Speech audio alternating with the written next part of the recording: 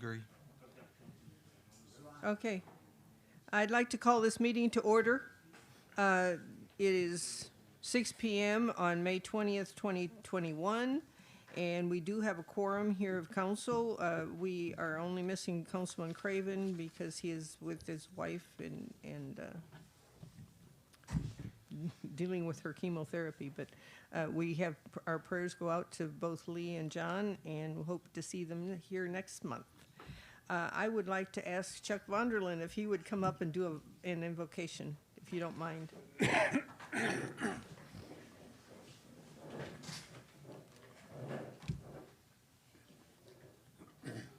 sir. Please pray with me, please. Our dear Heavenly Father, we thank you for everything that we have. We know it came from you. Without you, we would be nothing. Father, we ask you to be with us tonight, be with the council and the mayor, with our attorney, our visitor, be with our marshal service, protect the marshals from any bad guys. Get us all back home safe and sound. We ask this in Jesus' name. Amen. Amen. I pledge allegiance to the flag of the United States of America and to the republic for which it stands, one nation, under God, indivisible, with liberty and justice for all.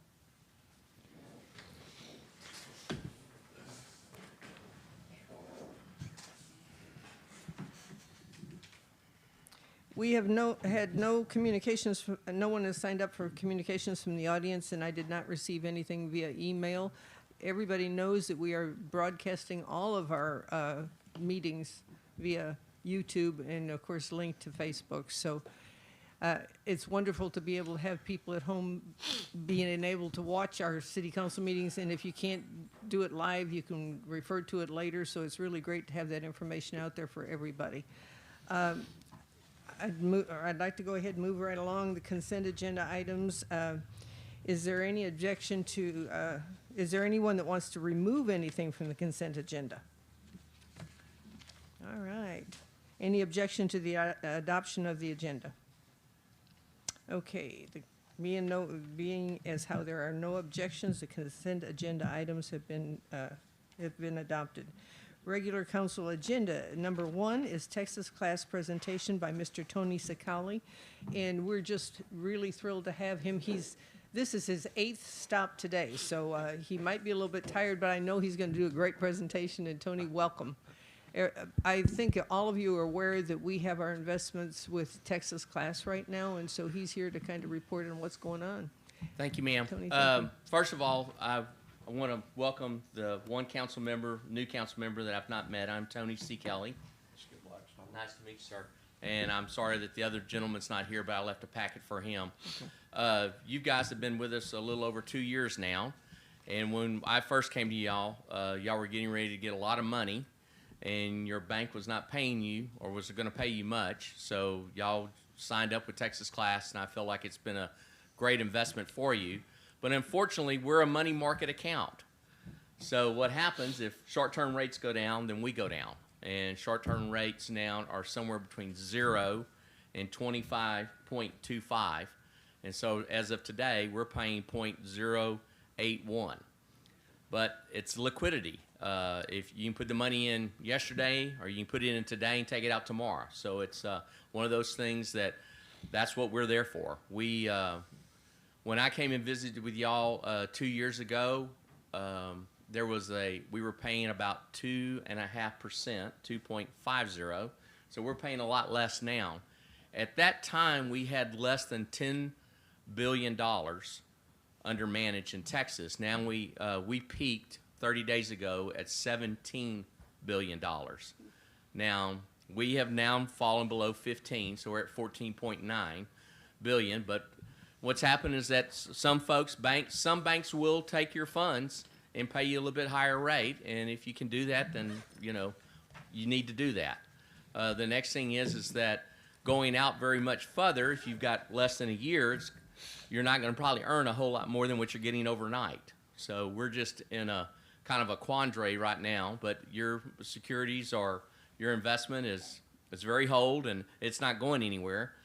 The big question I get asked all the time is, when is rates going up? Now, When are rates going up? when are rates going up? Let's say, okay, the experts say that we probably will not go up till 2023. I find that very hard to believe. I've been in the business almost 30 years, and I just can't believe they're gonna let inflation continue the way it is. I mean, if you're buying lumber, you know it's gone up. If you go and buy milk, you know that's gone up. Everything's going up, so there's inflation. Now, they cannot raise rates without, throwing some water on the fire, so they probably are not gonna raise rates this year. But I would not be surprised that a year from now, that they're gonna have to do something. If the inflation continues, which I think it is, we've already seen mortgage rates starting to go up. I had a daughter that bought a house, and she was hoping to lock in at 2.75, and she ended up locking in at 3.25. I have a son that's trying to buy something today, and he's going to lock in at 3.75. So in 6 months, we've already seen rates starting to go up. Now, that's the long end. And the short end will not go up until the Fed decides to start increasing overnight rates. And that's where you are now. But you have instant liquidity. I'll be the first one to tell you that if you can do better somewhere else, if you can lock it in a little bit better, and if you don't need it, then I would suggest you do that. But the next thing is that if you can't, if you're really not sure when the money's going out and you need liquidity, then Texas Class is the best option you have at this time. Does the council or the new council member have any questions for me? Well, I'm always available. I live in Houston. What I did today is I left this morning about 8:30, and you're my 8th stop today. So I went and saw 7 other folks, all 6 clients and 2 prospects today. So I made the most out of my day to come here, and I thank y'all first of all, I thank you for being a member of Texas Class. When I first came here, the first question was, how long do you have to have this money with us? And we said, you can take it out, you can put it in today and take it out tomorrow. There's no contracts. How much did you have to put with us? You can put as little or as much as you would like. But we do appreciate the business. I know that y'all have looked at some of our PFI training. I know Tommy came to our ones up in Florida, up in Fort Worth at one time, and then CD was on our training recently. But we will do another training later this year on PFIA, should you need that. What is PFIA? Public Funds Investment Act. Well, everybody uses acronyms, Yes, ma'am. and a lot of people don't know what the acronyms mean. And you're right, Kathy. I apologize. But, yeah, that's something that, since I've been doing this, Public Funds Investment Act is something that 2256 is what I've known for the last almost 30 years. So I apologize when you do that. But thank you for asking. Anybody have any questions for me or any concerns? When that training is required, isn't it, for our... It is for your investment officer, or if whoever is investing funds for you. The first time you take it, you have to take 10 hours, and after that, it's 8 hours every 2 years. And so it's one of those requirements that you would, what happens is your auditor or someone should ask every once in a while, do you have that certificate? And you keep it in that file for when they ask for it. But there's no one else really asking for that, but it's just one of those things that is requirements under Right. Texas statute. Well, and the reason I brought it up is so that everyone understands that that's why Tommy and CD are taking this training. It's not just for giggles. No, ma'am, it's not. And It's and required. It is required. It is required, and we try to do a little bit better job of it. I mean, we can get into the weeds, but what we try to do is make it a little bit more beneficial, so those 8 hours move along a little bit quicker than. That was a very good session. Thank you, sir. Thank you. Is there anything else? I don't think so. We really appreciate you coming here. Well, and, anytime. and we hope that your travel back is not too wet. No, I think we'll be fine. It's amazing is that I got rained on just a little bit in Crosby, and then I got just a little bit up in Lufkin. So I've had a pretty dry day, so it hasn't been bad at all. CD was kind enough to tell me that if it was storming, that I could come see you another time. But I appreciate the call, but I was happy to come. Thank y'all so much thanks again for being a member of Texas Class. Thank you so much for that. And if anybody has any other questions for me, if you ever need me, I'm just a phone call away. Well, and I'll tell you, I appreciate you being a phone call away because I've called you more than once. Yes, ma'am. Thank you. Thank y'all you. so much. Thank you. Thank you. And next on the agenda was Andrew Business Solutions presentation. Shirley Andrew was supposed to be here this evening, and because of the weather and over there, she was feeling that it would be too much. So we're going to have to reschedule that one, and we're looking forward to seeing her. Next is my report. First of all, I want to mention that we had a road washout yesterday, and that's something that we had anticipated because of the problem over there. Fortunately, it happened during the night and no one was injured and no cars fell into a hole. Thank God for that. We got a call. David Marshal told me at like 6:30 in the morning there was a call, and within minutes we had our people out there putting barricades up. We had the patrol cars out there with their lights flashing so that people could see what was going on. And by 1:30 in the afternoon, it was fixed. It was repaired. Now, we didn't do a real fancy repair on that one because within the next couple months, that whole thing is going to be redone. But that was the reason I requested the emergency assistance from the Texas Water Development Board, because of the fact that having that dam breached, that dam served as a buffer. And without that buffer, that water just goes up against our road. And so this is a real demonstration of what we figured would happen eventually if we got a good heavy rain. Thank you, David, and thank you, Terry, for being out there. And I know that Jim Zachary was out there for a time. Our police officers stayed out there in order to be able to help with the traffic control and let people know what was going on. So it functioned really, really well. I'm so proud of our crew and our people. Okay, reports on projects. Texas Water Development Board, of course, you know that this is moving right along. Tomorrow morning we have a pre-construction meeting at 10 a.m. with the engineer and whatever companies might be bidding on this and want additional information. So that's going to happen here at 10 o'clock in the morning. Tommy will be here with them. He's our road liaison, and so he'll report later on what went on with that.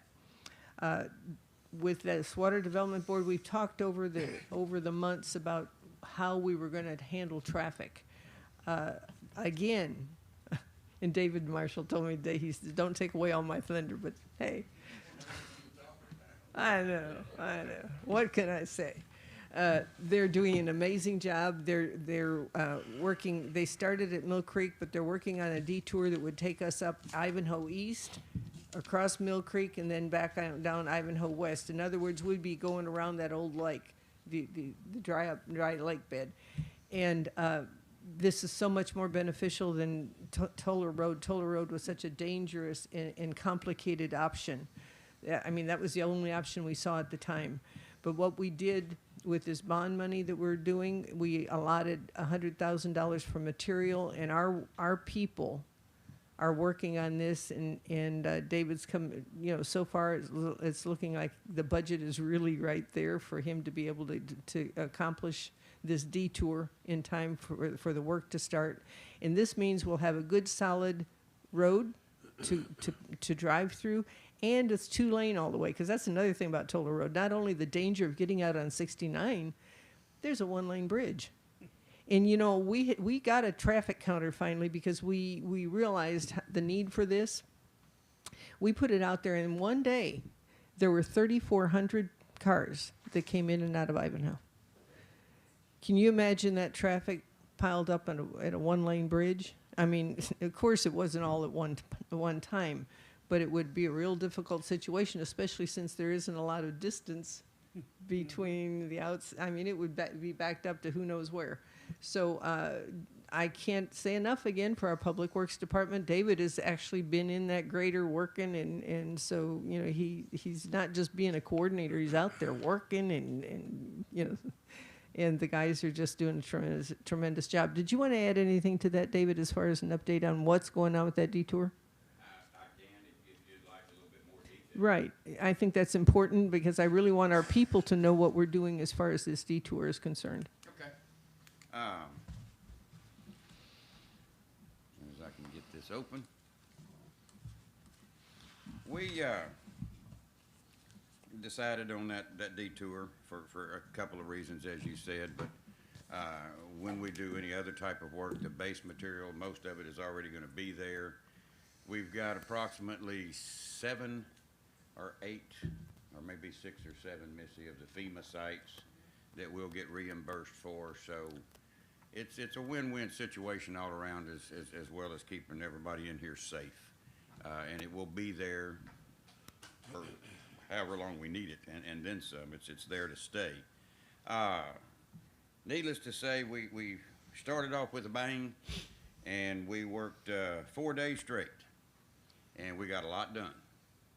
Matter of fact, in those 4 days, we spent approximately $10,447.38, which sounds like a lot until you realize we're putting in a 30-foot, 60-inch culvert, so the drainage will be correct for years to come. The culvert itself was a little over $4,000. The material, even though we have a good price on it, it gets expensive. We have put down, take these off, 168.81 tons at a cost of about $6,300. So it's being used. It's going in good. It's laid up in about 4 inches, and we want that a little thicker back there because it's on the bare ground. So far we cussed the rain because it made us stop. But CD and I were talking, and actually that heavy rain did us a real big favor. That constant pressure and packing, even though they're raindrops, really made a huge difference, and that stuff is almost like concrete back there. You can drive on it. Please don't yet, but you can drive on it if you're back there, and it won't even leave a tire imprint. So we feel very, very good about that. It's 16 feet wide, so should be good 2 lanes. The reason we're putting it so thick back there is because when we get this done and finished, we will have run approximately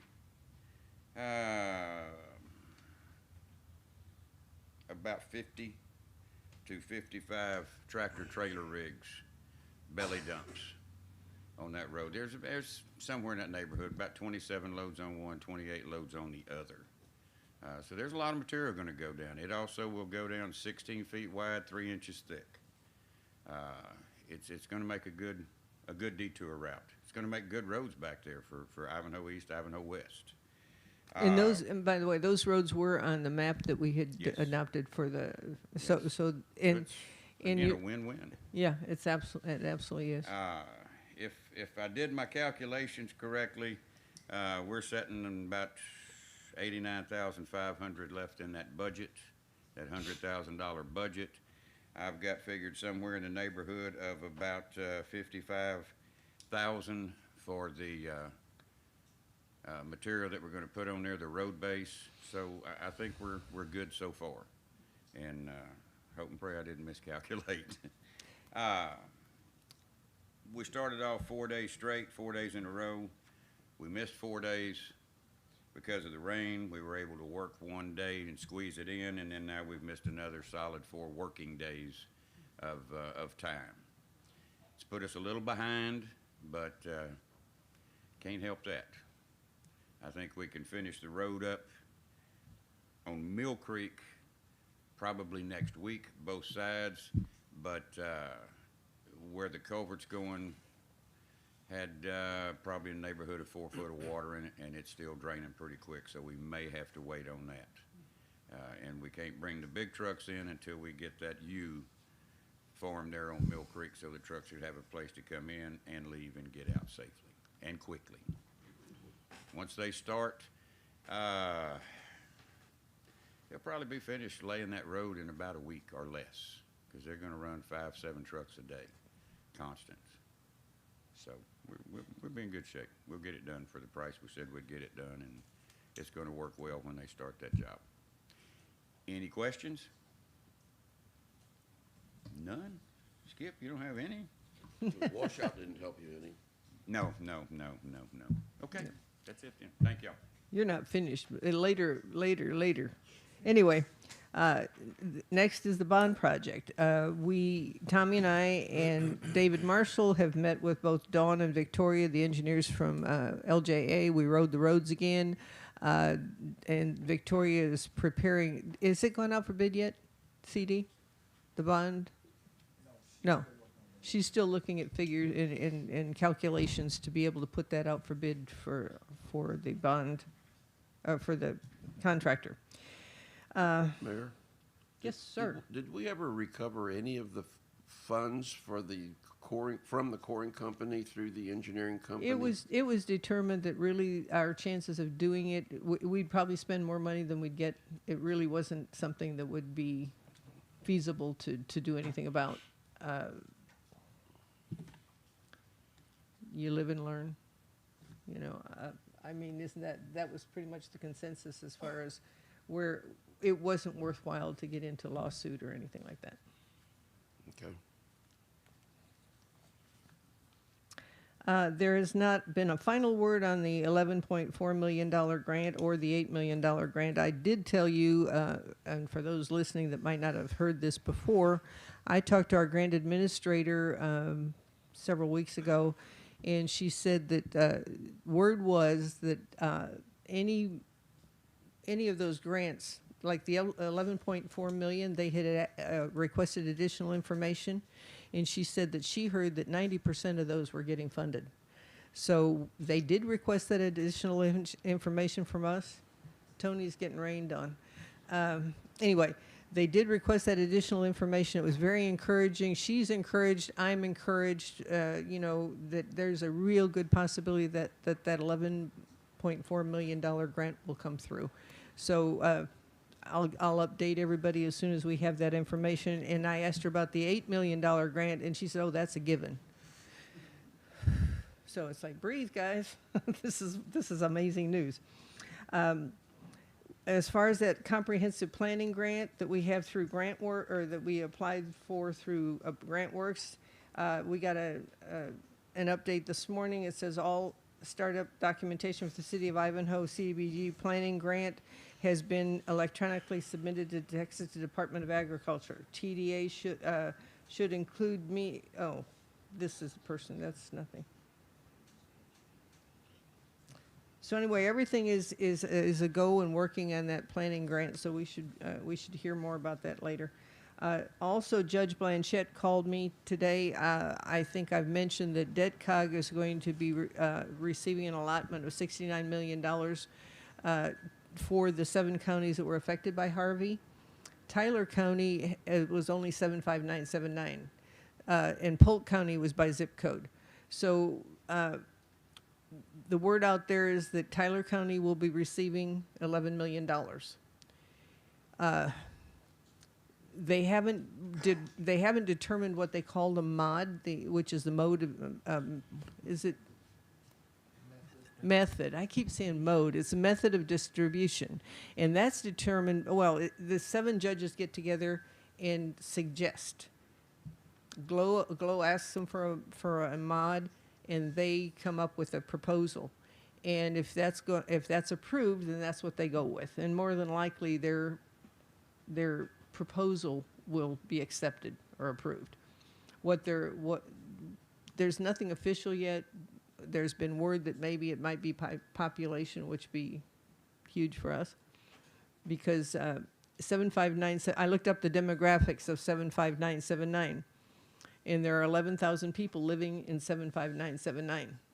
We have 2,000 people in Ivanhoe, so if it was by numbers, we'd get basically a fifth of that $11 million. So we might end up with a couple $1 million. This is money that's allotted. We do have to come up with a viable project that would be approvable project. I mean, you can't just, you have to come up with something that would fit within the guidelines. But it's money that's been allotted. It's not like a lottery. So hopefully, because when I heard that Tyler County was getting $11 million, well, one thing is that you get $11 million, and are they going to be willing to share that? Because they could very well just keep it. I'm hoping that we'll get a share of that. Mayor, do we have any sense of the guidelines that you referenced as far as what those funds can be used for in the community? Not totally yet. They haven't given us those specific guidelines, but I'm trying to figure out different projects that we might look at. What I want to do too is talk to our grant administrator and see what they think might qualify, and then talk to some of, like, I've always gotten really good advice from Dawn as far as how to put a project together. That would be my go-to person. So anyway, that was a good call with Jock, and he's going to be keeping me abreast. I tried to call Lonnie Hunt, DebtCog, to see if I could get any further information, but that's as far as I've gotten. We got our appraised values, and everyone got a copy of that from the appraisal board. And our certified estimates of 2021 taxable value of the city of Ivanhoe is $83,884,275. This compares to last year's of $72,983,999. That's almost an $11 million increase in value in Ivanhoe. You'll notice on your tax statements that the biggest increase is in land value. They had not done land value, and that's where the increase is pretty much. I know there'll be a lot of people contesting their tax statements, so this is not a final, but this is what the initial appraised value has come up with, or come out as. And everybody got a copy of that. You got it there. As far as the land acquisition that we talked about last council meeting, Brad is working with the Boykin family on those 4 lots on Camelot, and that might be a little bit of a process, and some of it's in the States, right? Correct. But we're moving forward on that. And, we had Brother Finley. What church is he affiliated with, CD? Calvary Baptist. Before COVID happened, they started having a meeting in here. And now we're finally opening up, so he came in to visit the other day and see if he could start up his services again, which, we're ready to start up and open up the community center. The other thing he asked is if maybe the 4th of July he could have like a concert thing out here, which I don't think the council would have any problem with the church doing that. So it's kind of an FYI. And of course, we'll be checking with the Friends of Ivanhoe to make sure that everybody, or not the Friends of Ivanhoe, the user group, so that everybody's on board with that. And the other thing that happened to me on Tuesday, I testified in court in behalf of the Alabama Coshada tribe, representing the Texas Forest Country Partnership. I'm secretary of the board on the partnership right now, and at the last minute, the president couldn't be there to testify, and so I got up there and testified, and it was quite an experience, and I did stay for the rest of the trial. It was very interesting. I was real proud of our representative, James White. He got up in Austin on Tuesday morning, drove down to there to testified, left the room, and drove back to Austin because legislature is in session. So I'm really hopeful that our Alabama Coshada will prevail in this suit. But like I say, it was an awesome experience for me. Okay, that's the end of my report. Sorry it was so long, but there's just a lot going on right now. Number 4 is consider for discussion action update on street bond project. Well, I already gave you that. Anything else, Tommy, that you'd like to add to the street bond report? I don't think so. Yeah, we like I said, we ran the roads that we're talking about fixing, and looked at every aspect of it. And Victoria's just putting numbers together. Until she gets everything together, there's not much more to report. Okay, consider discussion action Supervisor of Dams report. Rusty.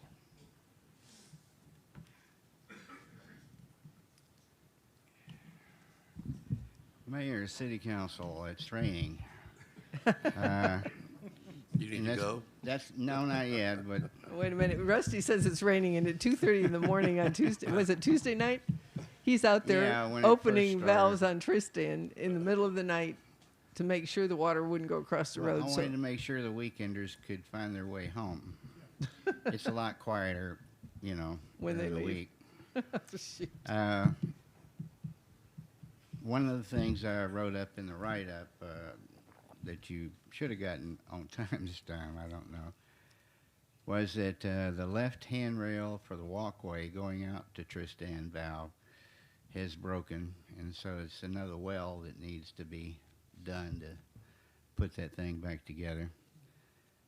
The other thing is that the valve on Camelot's leaking through, or apparently, and I have not gotten down there to get in the water to feel my way around to see if it's actually coming from the valve or coming from where the pipe extends through that concrete that we had to fight on the last round, or where exactly it's coming, but it'll take that to determine what it is. Right now, it wouldn't be probably safe to get down there while the water's falling out. Just so that everybody knows, all the valves are open except for the one on Camelot. We opened those Wednesday morning and considered turning them off today, but then saw what weather could wind up being, and it sounds like it's still a big if, even to the weather people.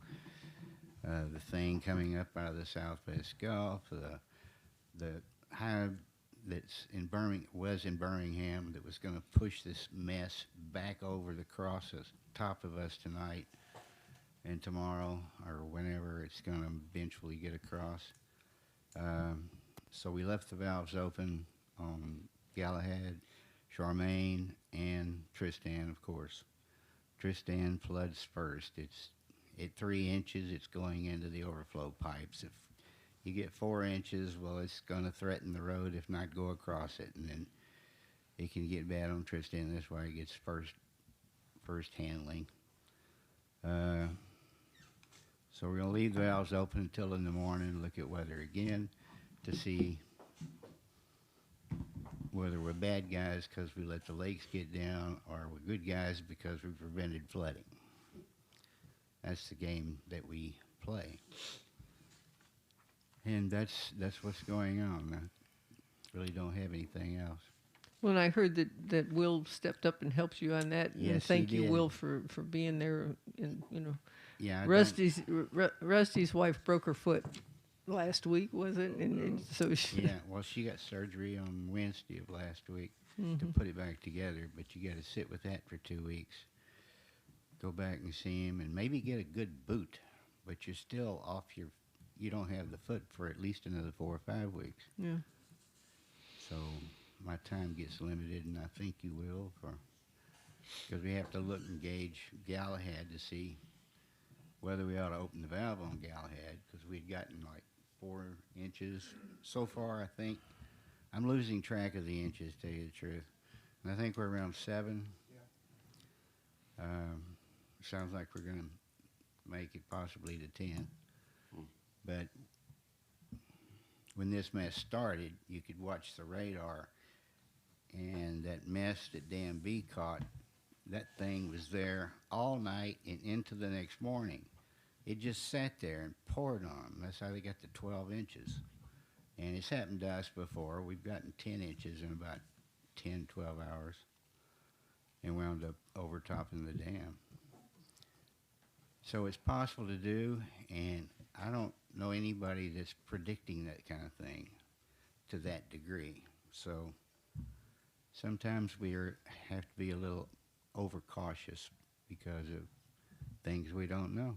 For the record, Rusty, you guys are always the good guys. Even when the lake winds up low, thank you for taking care of things. Thank you, thank you. Did we communicate to anybody when we opened the valves up on yesterday morning? At 2:30 in the morning?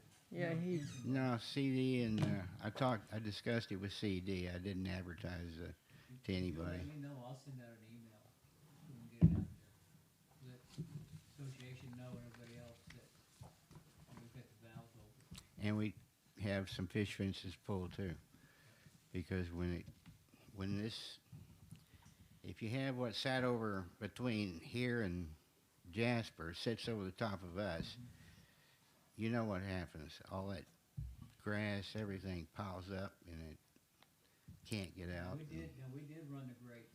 I did Tuesday afternoon as well Okay, good. on that one. You know, and we did Monday, and then we did Tuesday, so we were watching on that. Good, good. When is, another question, when is Chance Construction coming out for the void, do we know? Haven't heard a thing from them. Heard. We're still No. holding on that. Yes. Okay, any other questions for Rusty? Thank you so very much. Well, David Marshall, it's your turn. Consider discussion action Public Works report. Do you have anything left after I took your thunder? I do. I sit there and rack my brain, and I do. I would like to let everybody know that, of course, we know we're dealing with the rain, and we hear all this talk about the detour, and we're cramped for time, so that has to get done. We have ridden the roads, I think 3 times now, all of them. So we're very much aware of which roads are going to need immediately helped. But please understand, there's not a whole lot we can do until this weather calms down. Anything that we can put out there other than rock is going to get washed away or turned to mush because the ground is just that saturated. I just wanted to let everybody know your cries are not falling on deaf ears. We hear you. There's just no sense to get out there now. I know that's hard to understand, but trust me, as soon as we can, we're very much aware of what roads need help in a priority order, and we will get to them as well as continue with our detours. Right. Okay? Other than that, it all has been the detour route. So unless y'all have any questions, I'll go sit back down. All right. Thank you, guys. David, thank you so much. Thanks, David. Judge Rader had to leave today because she was not feeling well and was not able to print up a report. So we'll just double up her report next month. Report on City Marshal Office activity. Terry, it's your turn.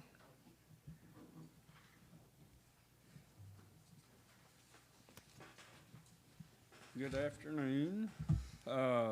Last month, we received through our system 188 calls. The sheriff's office only dispatched 27 of them. Most of them come through Missy and our office through CopSing. There was 9 citations wrote and 6 warnings. We also were in the front page of the Booster last week on our canines on our recent felony bust. That was awesome. Made the front page. Good. Any other questions? Well, I just want to say we so appreciate all that you guys are doing. Thank you. Thank you, thank you, thank you. With that. Okay, number 9 is report on monthly code enforcement activity. Missy, would you like to report?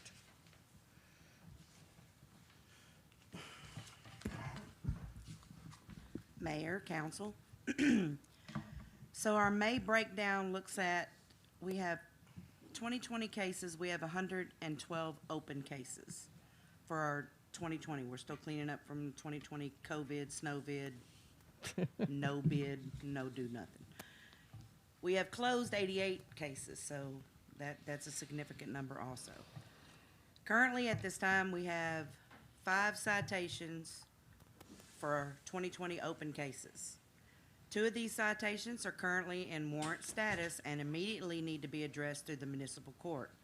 So, just a reminder, if you have received a citation, you may or may not be in warrant status. You need to contact the city office to get to the municipal court.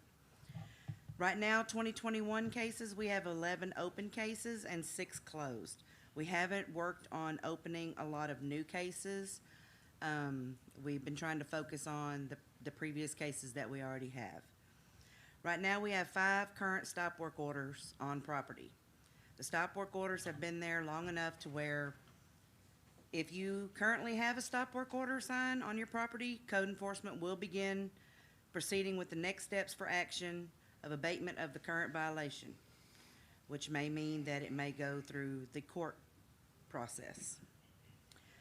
We have an abandoned structure that was declared a nuisance. We are waiting on a demo cost estimate for that. It's located on Charmaine Drive East. Right now, we currently have 7 properties with non-conforming signs, which means there is a violation on the property that needs to be addressed before someone buys it or, sells it. There's something that needs to be addressed as far as the city codes are concerned. We have 2 pool violations right now that are scheduled for show cause hearings through the municipal court. These violations not only affect the city of Ivanhoe ordinances, they also affect state ordinances. So we had given them, 2 different sets of letters, and now it's time to go to the next step for abatement. We have our on-site septic facility designated rep. She currently has 9 septic investigations pending. We were able to close about 5 or 6 of those previous ones from the last month's report. So anytime we get one, we hand it over to her. She's able to handle it. Right now, we have 85 junk vehicles currently with an open case. Code enforcement will begin filing with the Ivanhoe Municipal Court for abatement of these violations.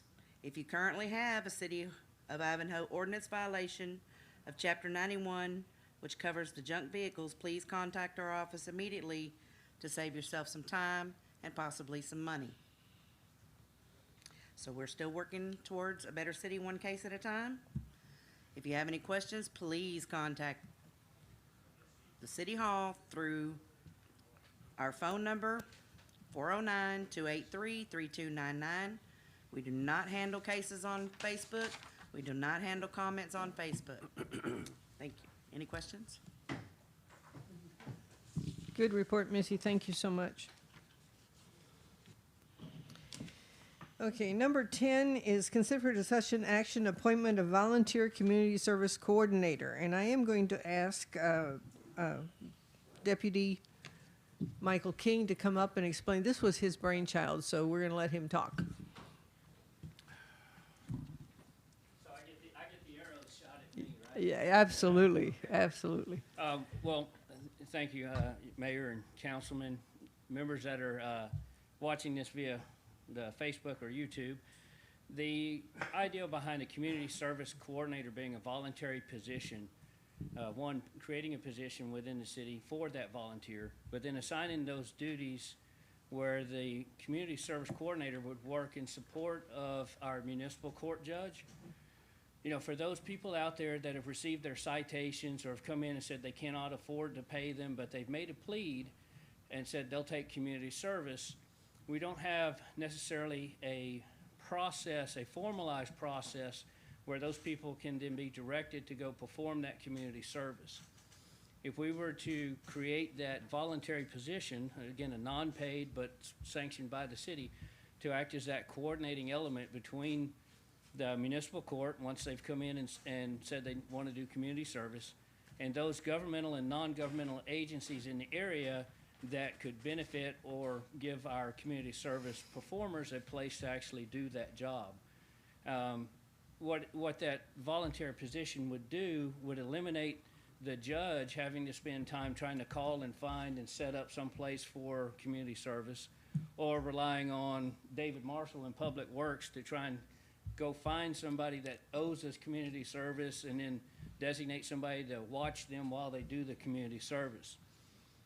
There's several organizations throughout the area that do voluntary community service work, and this position could be used with coordination of the judge to funnel some of these people over to do, like, help clean up the streets of Ivanhoe. I know they just did a youth trash pickup a few weeks ago, or food distribution, or any really, like I said, governmental or non-governmental agency that could use volunteers to help them do their mission in the community. And that was the thinking behind this, was alleviate a burden from the judge having to try and do this in her limited days at work, and then also not tie up any paid city employees to try and, you know, get somebody that's on community service and get them over to a work site and then have to, you know, worry about kind of making sure they're doing the work that they volunteered to do. That was it, really. Was there any questions on it, or? Well, no, I just want to explain that the idea was to ask Mary Jo Durham if she would be interested in doing this. Kathy Rader did write something up before she left today. It says, Mary Jo Durham is such an asset to Ivanhoe. She provides such needed resources to many of our less fortunate populations. She also works throughout the Southeast Texas area, providing assistance to many folks. In the last several months, we have both benefited from each other. I have been able to find community service opportunities for several people, and she had much needed help, and she has had much needed help with her community outreach program. We would like to continue and enhance this relationship by creating this volunteer position, which would allow Mary Jo to not only monitor individual community service hours, but also to find and coordinate additional community service opportunities in the area. And I did speak to Mary Jo. You don't want to appoint a volunteer until they volunteered. So I did speak with her. She's willing to do this. What Kathy Rader told me, that she does a phenomenal job keeping track of hours. It's a real paperwork nightmare sometimes, and also, you know, trying for Judge Rader to try to coordinate this, like Michael was saying, it just takes away from the limited time she has, and so Mary Jo is willing to do this. She will keep all the records, and we think it's a real good idea to be able to have someone on board like that and be an official volunteer appointed by the city. Right, and your mayor, and really what it does is just kind of formalize or codify kind of a process that we've been doing ad hoc up until this point. So are there any questions? Could I hear a motion to place this idea into, or to establish this position of volunteer community service coordinator? Is that it? Yes, ma'am, Okay. that would be it. I make a motion that we establish a volunteer community service coordinator. I'll second it. Thank you, Skip. Any questions or discussion? Question. Who's going to develop the program, basically, writing it up? Is it P&Z or? Actually, I would recommend that the program itself be handled under the municipal court, because she's got the best visibility on what her requirements are for reporting and tracking of that community service hours, and then coming back and clearing out anybody that, you know, once they've met their obligation, being able to say, yes, they've satisfied that fine or that citation. We currently have forms for that. Any other questions? All right. All in favor? Aye. Any opposed? All right. Thank you so much, Michael. It was a wonderful idea. And he did come in with, I said, okay, what does this look like? And he came in with a list, a job description. And I gave my copy to Mary Jo so that she could see what she was volunteering for. MJ was the first thought as you were going through that. She's already doing a lot of this. Yeah. Yes, sir. And quite honestly, you know, trying to keep things in as local of a footprint as possible, because, you know, the residents out here, they understand what the problems and issues are, and sometimes they're some of our best answers to them. And she's well known as well. Yes, sir. Right. Thank you so much. Oh. Consider for discussion action designating equipment no longer functional or repairable as junk. And this was me, because we have a couple chairs in here that have been kind of discarded from the office because they don't work anymore. And we have a garage sale coming up, so I would like to ask if we could designate those as junk so that they can be sold in the garage sale. Was it 2 chairs? I'll make a motion that we sell 2 chairs in the garage sale. No, you have to designate them as junk. I'd like to make a motion that we designate those 2 chairs as junk to be sold in the garage sale. Okay, thank you. Second. And you understand the reason, because we end up here, where everything that doesn't work, we just gets thrown in here and it does get junky. Any other questions about that? Are we talking about chairs like the folks sitting in there? No. No, there's some of these rolling chairs that don't work anymore. Yeah. And right, they're not safe. And so we really need to get rid of them, but we can't do that with, it's city property, so you have to go through a process. Some of them might just go in the trash, and if they're at all usable, we put them in the garage sale. Okay? Yes, my low rider. We need to put your name on that. There's one of our chairs that just sinks, and David likes a low chair, so he put his name on it. So. Anyway, okay, any other questions? All in favor? Aye. Any opposed? Okay. Okay, consider for discussion action, annual mandated cybersecurity training due by June 15th. Have all of you had a chance to see the, I don't know if you look at these TML updates. This one was on May 14th. Isn't that just for employees and officials that have access to the city database? Nope. All council members are required to do this. Even without access to the city's database? I mean, I'm not. CD, I'm not, would you like I'm to- not no. objecting to doing it. It seems kind of. It's not real tough. I've already done one. You have to do it once a year. Yes, this is an annual requirement. Hate to say it, but it is. And as a result of the cybersecurity incidents that have occurred recently, there is a big push from the state, probably coming from the federal government. Remember the solar winds incident that hit several hospitals Or the and pipeline on the others, East Coast. and the one recently, yes, sir. The required training under current law stipulates that it's any employee or volunteer that accesses the internet on a city-owned and maintained computer. All council members are required to. Doesn't say whether or not you're on them or not. This is current law. This current law. Now, under the new House Bill 1118, if it's signed by the governor, it become effective immediately, and the 25% usage rule would come into effect. In that case, it would be me, Missy, the judge, Terry, Mike, David, Michael, since they're on the tablets for the public works stuff, and the mayor. None of the other council falls in that 25% rule. So if House Bill is signed by the governor, it becomes effective immediately. And we have to have our certification to the state by June the 15th. So if the governor signs that fairly quickly, then y'all are off the hook.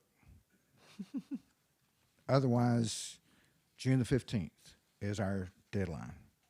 Now, they put some teeth into this because it penalizes cities that do not comply with the cybersecurity training requirements under Government Code Section 2054.5191 by impacting a city's ability to apply for or keep certain grants administered by the state. So do the training, guys. Yeah. Now, the training that's free through the Texas Municipal League, it's about a 20-minute video. It is kind of humorous, so, I mean, yeah. You're familiar with it, yeah. Now, I'm not sure if they updated that yet, because Missy and I haven't done ours yet, but we're about to. When do we find time? I'm sorry? TML, is that where it is? Yes, sir. And it's available online. I can get the information to you real quick, so you can go to sleep watching a video or something. But I'm going to need to be informed of that. There's a certificate that gets printed out at the end of it, and that is what I then forward to the state's Department of Information Resources to say, yes, the city of Ivanhoe is, In compliance. and that's it. Could I ask if you just send us all a link to the, Sure, yeah. Yeah. Okay, that's what that's all about. Thank you, Mayor. Thank you, CD. Number 13, consider discussion action, Planning and Zoning Commission recommendation. John is not here. Ordinance, A is ordinance 2021-7, animal noise to be added to codified ordinance. I would, we keep postponing stuff. We make snide comments about stuff. Our law enforcement officers have asked for this to be done. That's why the P&Z was given the objective of coming up with an ordinance that was that would support their being able to enforce, well, something that they could enforce. It had to be defined. You asked to postpone it until this month. I assume that all of you have had a chance to look at it.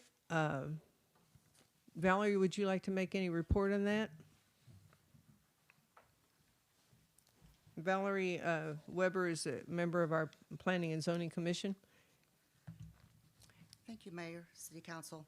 The P&Z Commission was tasked by the city in an email of January this year to draft a recommended ordinance to address multiple complaints from various citizens about animal noise nuisances. We have endeavored to put the burden of proof on the complainant to document multiple events in order to avoid overuse or misuse of an animal noise ordinance. Marshal Riley told us that documentation with supporting witnesses and/or recorded evidence is required to warrant law enforcement investigation into this type of subjective complaint. A completed documentation form in and of itself only activates a law enforcement investigation and is not intended to be proof of ordinance violation. Law enforcement investigation can determine extenuating circumstances. These stringent documentation requirements will prevent the ordinance from being used frivolously or as a weapon in a dispute between neighbors and is meant to address only legitimate noise nuisances. The Commission has incorporated both council members' input from previous city council meetings and legal counsel's comments into the current draft of the ordinance you have before you and its accompanying documentation form. If council members have specific recommendations to improve the language of the ordinance, please let us know and we'll consider them. Thank you. Are there questions? Do I hear a motion to adopt ordinance 2021-7? I don't know that this is really something we need to do. I mean, Mr. Riley, is this something that you're for? They're the ones that requested it. I mean, I'm not trying to be difficult, but, I mean, I know we're a city, but we're in a rural setting, and yeah, because when I was telling her when all this is going on, my dog's gonna be complained on all the time because I drive around and my dog goes nuts. But I think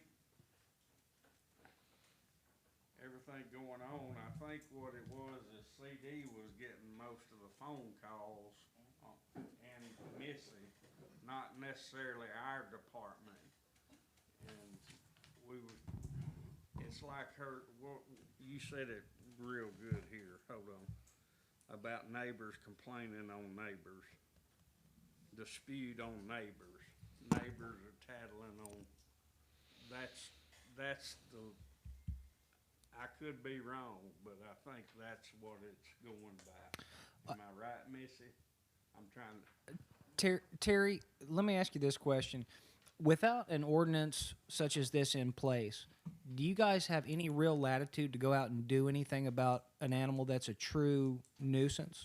Or disturbing the peace or loud mariachi music blasting across the lake. I mean, That we have all the time. Specific to animals, though.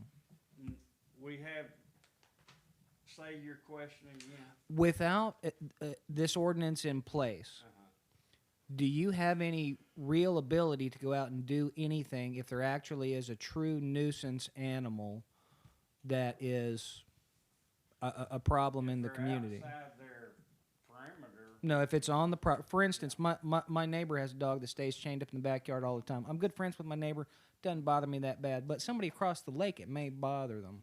So my question is there a pathway for the community, its members, neighbors of a person with a noisy animal? Is there an actual legal pathway for them to take to resolve an issue? Once we do the documentation and hand it over to the judge. What I'm asking is without this ordinance in place, can we do it? We got no recourse, right? No. Okay. If we do it this way and it's a legitimate, besides the phone calls, and we hand it over to the judge, and then we have. So it gives us an actual legal pathway to do something if there's a situation that actually needs resolution, and it's likely because the burden of proof is so high and extenuating, it's liable to knock out a lot of frivolous complaints. And I'll probably have to get rid of my dog. So you have to go out and do the investigation. Right. When we get a written complaint, not neighbor complaining against neighbor, they gotta have it wrote out, not on Facebook, not on, what's that other one, Tweeter or Teaser or whatever. Then you go out, or whatever, but then you go out and do an investigation. Right, So this adds to your workload. right. But I give her kudos for doing all this, cause when this first started, I didn't know we had that problem. We got other things going on, but.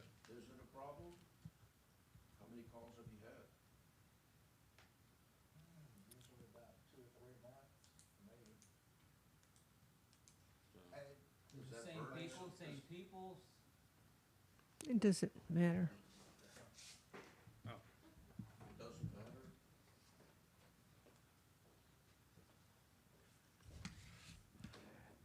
Okay, Councilman, it seems consistently that these are barking dogs at night. And folks say, I cannot sleep because it's ongoing all night long. And the owner of the animal doesn't care about it barking. And so it's disturbing the neighbor. Now, whether or not that's an adversarial deal, neighbor against neighbor, I don't know. And I guess that would be where the marshal's office would make a determination. But, yeah, I have a neighbor that has a barking dog across the street. It doesn't bark all night long, but occasionally I get woke up. Now, that's not enough for me to file a complaint. But some of these folks, it's apparently enough that they have addressed it to the council or to the city, and it's up to the council to make the decision there. Well, I like the idea of having a pathway to resolve an actual potential issue. Like I said, if I wasn't friends with my neighbor and his dog actually did bark all night, it might be something that I had to actually utilize in order to enjoy my own property. So I like the idea of having an actual legal pathway to move down should it be required. Whether or not it knocks out any phone calls is purely conjecture, but I think that having the legal means to take action, if it actually is necessary, is a prudent step for the city in building its infrastructure of ordinance. And are you making a motion? I will make a motion that we adopt ordinance number 2021-7. Okay. The second? Okay. Any further discussion or questions? Valerie, thank you. And I hope everybody has looked at what Valerie came up with, and not only Valerie, the P&Z, they put a lot of effort into this. And I know, and what you have to do to fill out all of these things, it's not like you can just call in and get somebody, anyway. I'm going to call for a vote. All in favor? Aye. Those opposed? Okay, being that there is a tie vote, I have the vote, what do you call it? Tie-breaking vote, and I vote in favor of passing it. Thank you, Valerie. Oh, don't go away. Don't go away. And bear with me, guys, I just had cataract surgery this morning, so I'm seeing things double and triple and whatever. Okay, next on the agenda is consider discussion action, the addition to ordinance 2021-8, addition to chapter 151.06, clarifying exceptions to the sign ordinance. Again, you did an amazing job, P&Z. I really appreciate all of this. And Brad came up with some additional changes to this. The one thing that I spoke with CD earlier, and one thing that we also would like to add to this is if an ordinance dealing with sign that if someone wants to put a business in a residential area, to me, that would require getting a CUP first, a conditional use permit, where all the neighbors are in favor of it. But then, what kind of sign would they be able to put up? We have sign ordinances for the commercial areas. That's already in place. But we were faced with, okay, somebody wanted to put a business at home. Like I say, I feel that first of all, you'd have to get a conditional use permit with the neighbors in agreement. But then what kind of sign would they be able to put up? So could we add that? I mean, does anybody else feel that way? That's my thinking. That was CD's request too, was that we need that in there, because what's in there right now just doesn't work at all. But thank you for defining all the rest of this. It's an amazing job. So your question, Mayor, is what happens when somebody wants to operate a business from their home and put a business sign in a residential area? In order for that to residential happen, lot? there has to be a CUP that applied for. You can't just open Absolutely. a business in a residential area and put out a sign and say, I'm in business. Sure. So the process would be to apply for a CUP, which requires notification to all the neighbors around, and it also there's a public hearing. So the notification goes to all the neighbors within a certain number of feet, and then it also it's publicized, and everybody can come in and make comments about it, and then there's a decision made on whether this CUP is actually granted or not. And at that point, then we can consider signs. But there's nothing in place for that sign to happen at this point, or what that sign might look like. And how do we tell the difference between real estate or construction signs? Oh, that's already that's clearly defined in here. Real estate signs are admissible.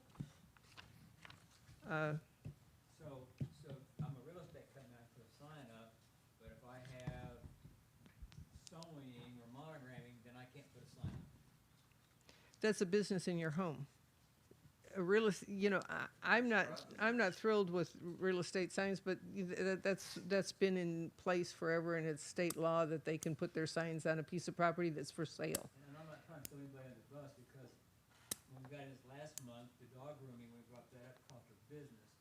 But, so if I have monogramming, then I have to get a CUP. If you're gonna have customers coming to your home, I think, yeah, if you live in a residential area and you're setting up a business and you want to put a sign out there, I think the neighbors should have an opinion about that. There are people that are in business. There are a lot of home-based businesses now. And if they don't have any people coming to the home, and this is my opinion. No, I agree. I'm just thinking that we're getting a little bit out into the weeds, but it does broach a completely different topic of home-based businesses and what the city's guidelines will be for operate. I mean, because there's a million things that you can do from your home that don't have any impact whatsoever on the community directly. But if you're going to try and, have a barbecue stand off your front porch and you want to put a neon sign out front, that might be a little, different question. So, yeah. So I'm not saying that it's likely that something would get out of hand like that, but we've seen stranger things. So that might be an avenue that we ask the P&Z to consider Honestly doing a thought I little did. bit of research on for us is to see what communities do in regards to home-based businesses, because more and more people are working from home and developing ways to actually earn a living from their own residence. How we address that as a community seems like a decision that we might want to look towards in the future. As our infrastructure grows, we're having more and more people that are moving here that are capable from working right here in Ivanhoe. So I can see it being an issue to look at in the future. I'm not sure it directly relates to this document, but I think the thing that's driving it is the dog grooming business. Well, that's where it came up. And the sad thing is, okay, and we're not against the dog grooming business, definitely. And the thing is, what we told them was that the next step would be to get a CUP, to go ahead and get a conditional use permit, so that, but they don't own the property. The one that would have to request a conditional use permit is the owner of the property. We can't very well give him a permit for a sign for a business that's not authorized in the community. See what I mean? So we were stuck. What do we do? You're proposing to shut them down. No, I really don't want to. We haven't done anything about, there's a sign out there. And I don't, They're in obtrusive, you can't hardly see it. oh, I know. And, what do what do we do? Live and let live, I mean. well, I agree, Skip. There's lots of things that are really unobtrusive and don't really rock the boat very much. And to me, the reason that we look at developing ordinances around things like this is not for the things that aren't troublesome to the community, but for the potential of things that could be. For instance, if somebody wants to sell breakfast taco, again, it's foodstuffs. Food. Yeah, I understand, but whatever the business might be that somebody wants to operate from their home, if we're in a residential area that's zoned for residential use, we already have ordinances in place that say this is residential and not commercial. And so if there's going to be a variance to that, in reality, we have to follow the letter of the ordinances that we stand on. Otherwise, we start falling apart. So, all right, so, you guys brought it up. Okay, our attorney would like to say something. On. Yeah. Now, somebody correct me if I'm wrong, but I'm looking at the ordinances right now, and it says the districts that are zoned residential shall have no sign that exceeds 6 square feet in that area or exceeds 3 feet in height. That doesn't specify what type of sign. The ordinance we're dealing with is exceptions to the regulations. So unless I'm missing something, and I wasn't prepared quite for this discussion tonight, I thought we were just adding an exception. I don't see where a business can't put up a 2x3 sign already. Am I wrong? Am I missing something? This sign is about a 12-inch by 18-inch or 14-inch paper sign that her daughter puts out in the morning on the way to the school bus and picks up when she gets off the school bus on the way home. And it only is just something so that when people are coming to bring their dog, they know where she's at. I mean, it says, the general requirements for signs. Chapter 151 of our code talks about, the signs, and it says districts 1, 2, and 3, which are zoned residential, shall have no sign that exceeds 6 square feet. It doesn't put any limitation on that. This section that we're dealing with is adding to is signs that don't even have to meet this requirement. Okay, so we're okay. That makes it okay. But it raises the question of, is it okay to operate a business at a residence? I mean, if So we're- that's a whole different issue that that's we have to look completely at. different Not this question. issue. So, are we good? you've already rewritten this ordinance. It looks good. I just changed the formatting, which it looks like when it got sent over, some formatting got messed up, but it shouldn't affect anything. No, we just added, there was just one thing they added, section K, or subsection K.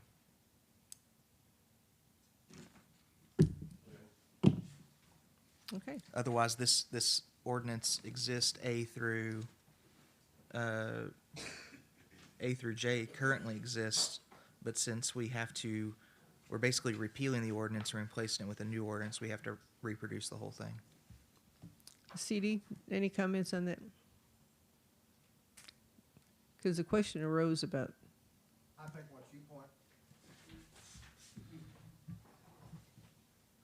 I think what you pointed out, Mayor, is that in one particular instance, and what brought all of this to be, is that the property owner would be the one that would need to get the CUP. Well, if it's a renter, it's not likely that they can convince the owner that they want to move forward on that. So, But then again, it's under the square footage of that sign under the sign ordinance, it's gonna be allowed. If it meets the requirement, don't they get a permit without having to apply for a conditional use permit? Isn't a conditional use permit only required when they're denied the permit? the ordinance says 6 square foot. So if it's under 6 square foot, then they'd be good to go. What dimensions are 6 square foot? well, 2 by 3. 2 by 3? Hmm? 2 by 3? Yeah. 2 by 9. Or 1 by no, 6. 2 by 3. 2 by 3, 2 times 1 3 by is 6. Yeah, it's half not real by tough. 12. 3 by 3 would be 9, but, you know. Big sign. But anybody that has a business at their house, I guess they can put up a sign, as long as it's less than 6 square feet. According to the ordinance now. Yeah, so I guess, yeah. All right. So what are we voting? Uh, And it excludes like holiday signs and all that from residents. right, Mhm. right. Commonly accepted decorative, artistic, informational signs, including but not limited to graphic, artistic signs with or without words or company, signs of seasonal or personal celebrations, et cetera, et cetera. It's pretty inclusive that all our yard art is going to be fine. Yeah. All right. So this doesn't apply to yard sign or So if I have a lawn service. and You put guys up a are good. sign You guys are good. In the places where I'm working, that's fine, right? I'm sorry, repeat the question? I've got lawn service.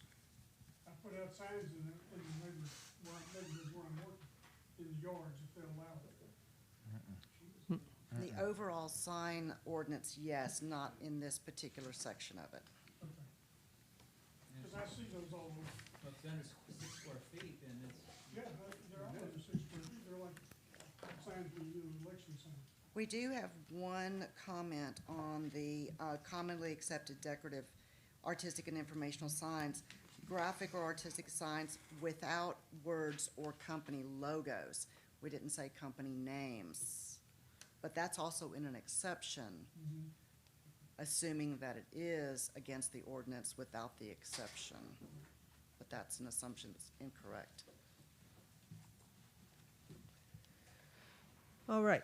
Do I hear a motion to adopt ordinance number 2021-8? Do we have to do away with the old ordinance first?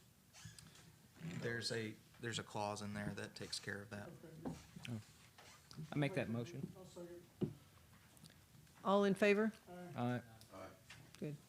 Any opposed? Okay. Number 14, consider for discussion action establishing permit fee for signs.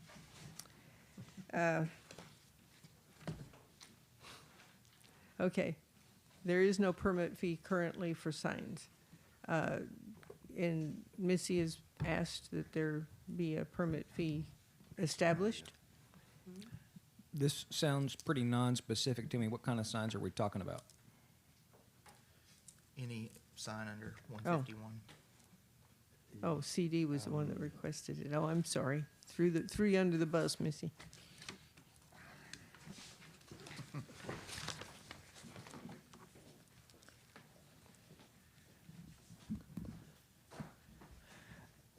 Okay, Councilman Harrington, you've actually pointed out one of our discrepancies in the codified ordinance, that chapter 151.03. It just says that the council will stipulate or establish a permit fee for signs. So, There isn't one. currently we have none. So if somebody comes along, wants a sign permit, if it falls within the guidelines of the ordinance, we issue a sign permit, no cost.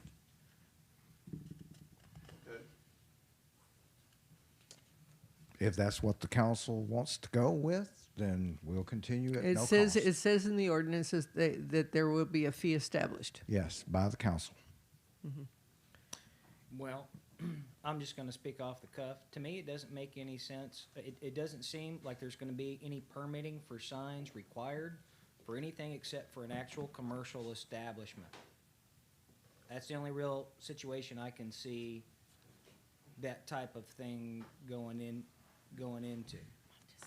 So it's not like we have a rash of businesses beating down the door to set up shops. I understand that we need to recover our cost and our time to process the paperwork and make it It's not legitimate. about the money. I think what CD points out, if it says in the ordinance that there will be a fee established, then we have to establish the fee because it's in the ordinances. Yeah, so $15 to process the paperwork? Are we talking about any signs somebody wants to put in their yard? No. no, we're talking about commercial. Commercial signage. So if you want to start a dog grooming business, you have to buy signs? It's a one-time fee. Well, yeah, but I mean, If it, that's what we're talking about. if it falls under the sign ordinance requiring a permit, then yes, whatever type of sign that might be. Is $15 sufficient to cover the cost of what? 25. 25 seems sensible to me. I'll recommend $25 as a. You'll move. You make a motion, I move, or do I make a motion? whichever you'd like to do. I'll move and make a motion. I make a motion that we adopt a $25 sign permitting fee. Is that an annual fee or a One-time fee. Renewable every year? One time, lifelong. I'll second that.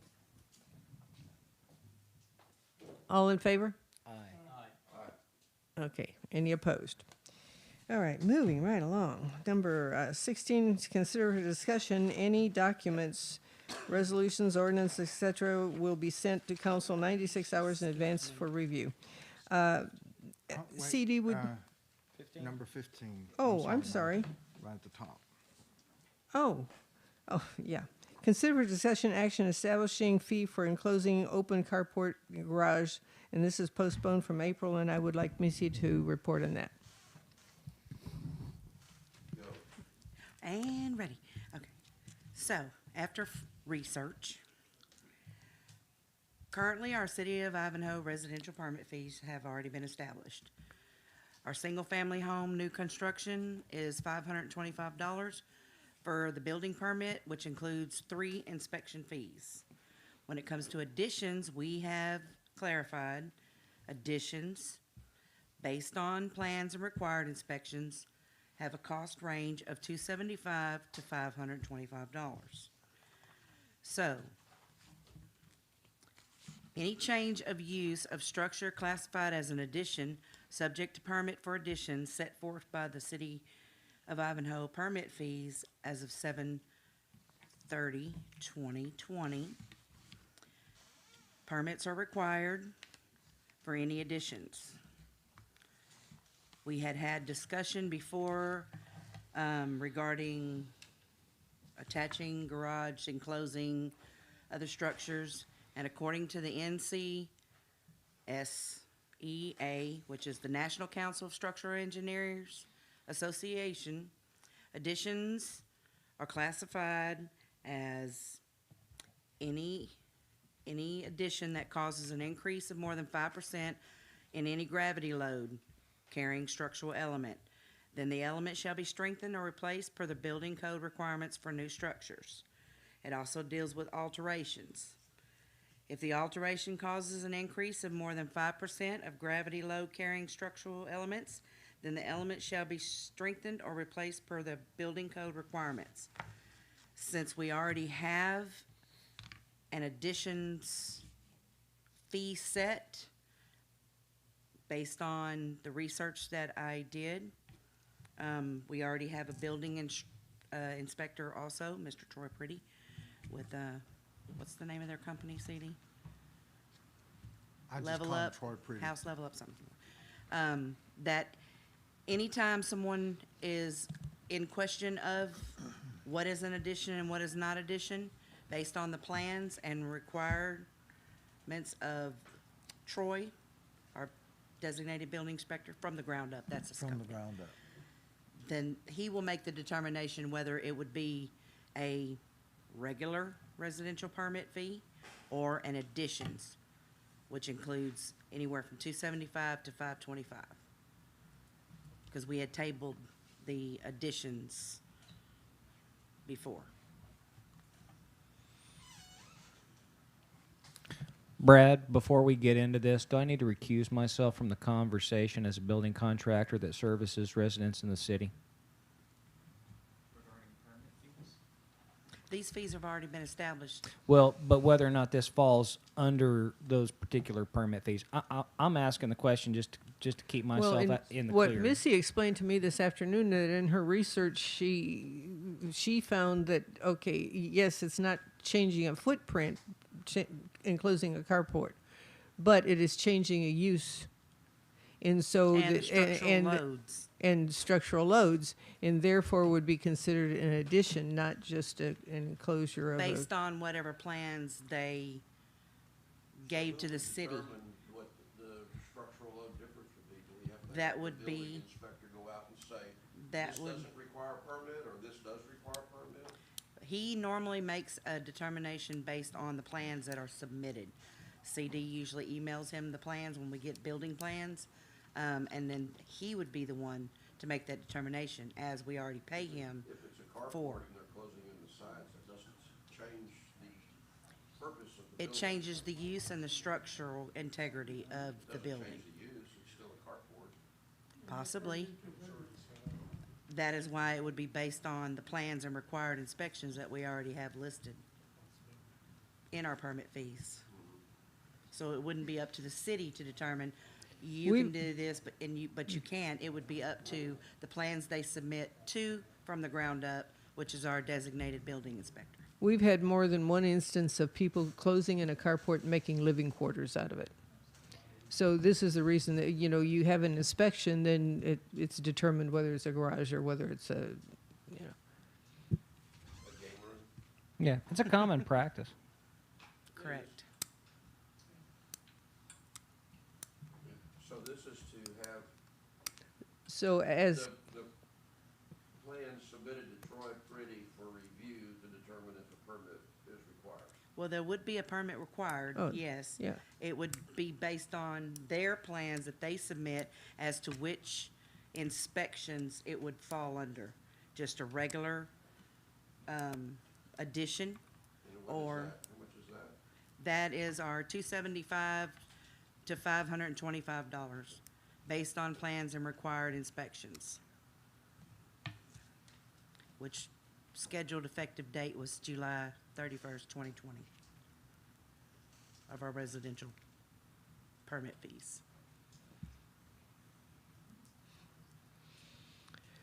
Any questions? Any more questions? I just want to clarify what you're saying, that according to what your research shows, Yes, enclosing something like this would be considered an addition. it And would would be require inspect- submitted to be considered if it was an addition. Oh, Would be what? It would be submitted to Troy to be considered if it was gonna be an addition. It may just be something as simple as they're just putting one wall up. He may say, that's fine, because we already contract him for this portion of our permits. So if they were gonna put one wall up, that would be $275 permit? he may do, it would be based on his fees. Right now, So this we're- is where we have it at, How many So- inspections he makes? correct.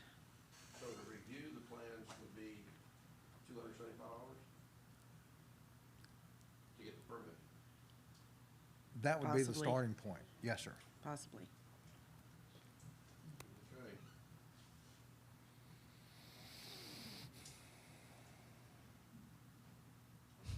Okay. Okay. I still kind of have we brought Troy in and talked about this one at length with him as far as whether or not this even seems like something that he usually has to tangle with, or if it's something that Okay, Councilman Harrington, Troy's pretty much made it known that he does whatever the council establishes. So talking to him is not going to get us any further than where we are. okay. I kind of feel like we're lumping a whole bunch of possibilities into one basket. If somebody's already got a roof and 4 posts and they got a completely open carport and they want to put a backside or close in the sides or something, I mean, I don't know how much sense it, makes to throw an extra $500 or $600 in cost on it, or I mean, if per code, like code that is already in our ordinances, it says that it has to be that way, maybe. But, I see that as a very different situation from converting a garage or a carport even into a living space, that's going to be air conditioned and lit and electrical and windows and all that type of stuff. That's construction. I would almost question whether or not we split some of these possibilities out. We're talking about what you do with a garage or a carport, and there's lots of different possibilities Or it there. could be a porch. It does change the use of the existing structure, which we have listed as additions on our permits. I almost feel like we need Clarification. yeah, like somebody who's already looked at this and said, what do we do with converting a space? So, You know? so if I go over on my carport and I wanna close in the sides for what, it's gonna cost me $275 for permit? Possibly, yes, sir. That is based on what we have already have here in the city. We have it under listed as additions, Not an addition, all I'm doing is enclosing it for weather purposes. but it is considered addition because it's a change of the use of existing structure. And is that per national code, Missy? Okay, so, and that's the code, and that's the that's- code that our ordinances are Yes, built sir. on, right? We have it listed as additions. I don't know what to say about that. We've adopted a national code. Yes, sir, the International Residential Business Code. Well, personally, I think the fees are crazy. If you're gonna close in 2 sides to a carport, you have to pay $275 just to get the permit to start. Well, could, Maybe we could talk with It's nuts. maybe we could talk with Troy about something like that, because if it's a carport and it's gonna be a carport, if it's a carport and it's gonna be a 3-wall garage or something like that, maybe we could talk with Troy about something that gets more appropriate for that type of project. Personally, I don't have any issue with if you're gonna turn a garage into a game room or your additional living room or a master bedroom. It is considered an addition, That would be an addition. Yeah, and we do have that and- as a permit fee at this time. Right, and great guns, go for it. But if you're gonna throw up, a stud wall and put some sheathing on it simply so you can keep your car dry, I don't know that it makes incredible sense to charge the same rate as building a living space. Or you could have a Well, carport is there- with aluminum, you could throw aluminum metal siding. yeah. Is there some way that we could, not necessarily employ Troy to do an inspection, but is there some way that our code enforcement could say, okay, you've done this, go out and look, and okay, it's only going to be utilized as a carport? Then If it's something more than that, I don't know. So for clarification, Troy charges $275 to review the plans? No. In the additions that we have, it is $275 to $525 based on the plans and required inspections for additions. Gotcha. What do they charge to review the plans? Those are all of his fees. The city does not retain any of these Gotcha. fees.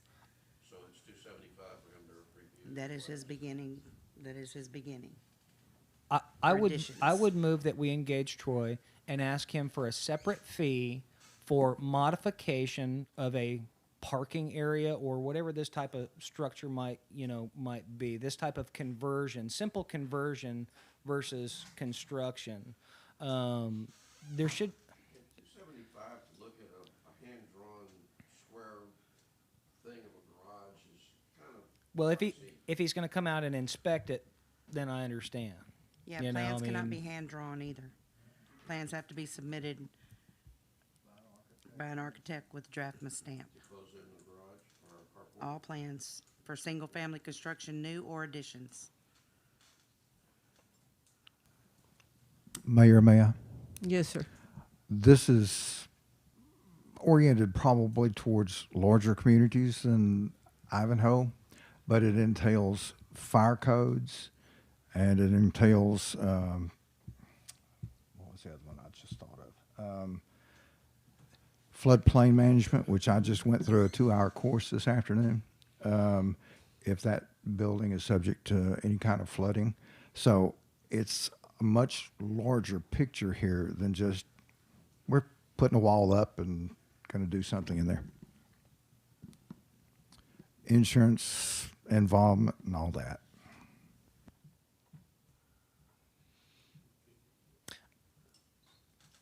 Again, that would be my recommendation, is see if we can find a fee that's appropriate for the scale of project that we're actually talking about. If we're talking about converting parking area into living space, I'm all for throw it all in, charge what's appropriate for an addition, et cetera.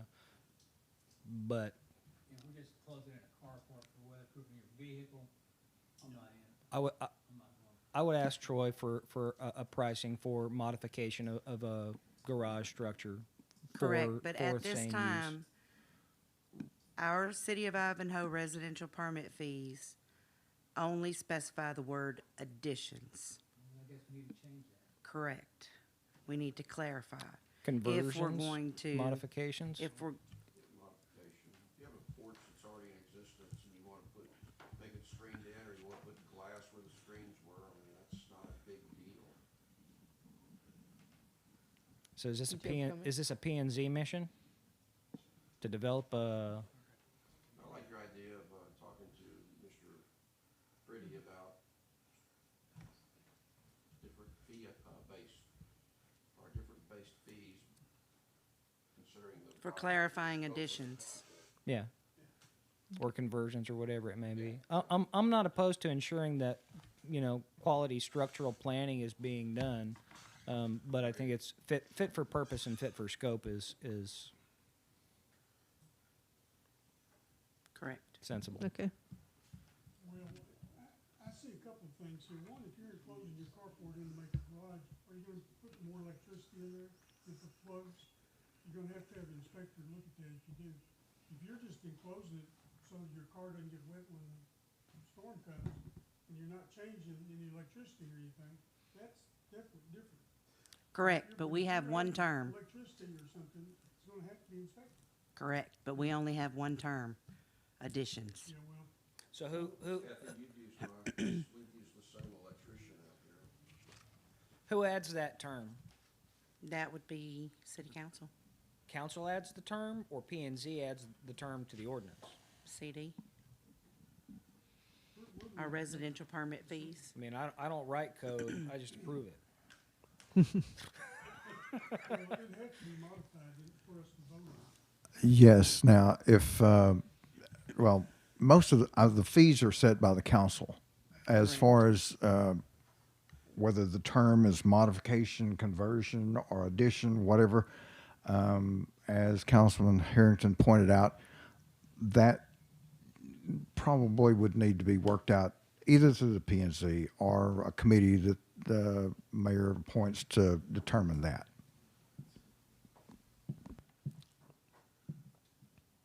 Committee. Yeah, perhaps at this point, we do need to appoint a committee.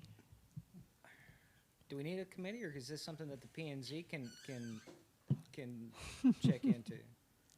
I still think we should call Troy and say, hey, Troy, is there a segment in your industry that this stuff falls under that we just don't know about yet, that would be simpler and would clear up some of the junk? It could be something that, you know, he flips some other city's ordinance over to the P&Z and they can say, carbon copy, boom. If he gets an architectural drawing and it takes 10 minutes to look at it and say, yeah, that looks okay, that's $275 for. Well, he's gonna have to, if he's gonna do that, then he's gonna have to come out and inspect it. And so as an inspection activity, you know, the question is does it require his inspection? I don't know. Or is that the question? Part of it, that's part of it. Yeah. If somebody submits plans for a change, for addition, or they're gonna change carport into game room or something, somebody's gotta inspect it. Somebody's gotta look over the detailed drawings and see if it's accurate. If they're doing, if they know what they're talking about. Especially if you're gonna add plumbing or electricity or anything else. Maybe you're gonna put 2x2s instead of 2x4s in the walls. I mean, you know, some people are just, they don't know what they're talking about when they start doing this stuff. Thank you, Councilman Morris. That pointed out something. I'm generally the one that signs off on these permits. And that puts me in a responsibility position of saying, for instance, somebody puts up a modification for a enclosed garage. They don't get an electrician. They do the electrical wiring themselves. That causes a fire, which burns down the house. I have signed off on a permit allowing that. Where does that put me and the city? But yet they can get a permit to do the work themselves. We do let them put on there that they are the ones that are contracting to do the work, self-contracting. We allow that. But it's still inspected, right? No. Just let them- you just let No. them do that? Mm-hmm. Okay.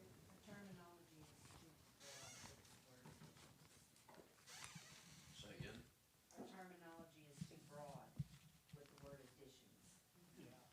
More clarification. Okay, so a committee with at least somebody from the P&Z for input, maybe? Because we can eat up the entire night on this. I know, it's absolutely bizarre. Okay, I like your idea of talking to. We talk Troy about it every Brady. month. I like your idea of talking to Troy Brady, so starting to break down on you, very mean. okay, and who do we get to do that?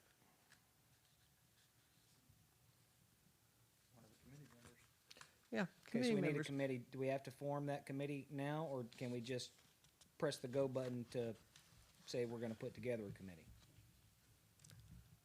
I can appoint the committee. If that's what we want to do, which I think is a good idea.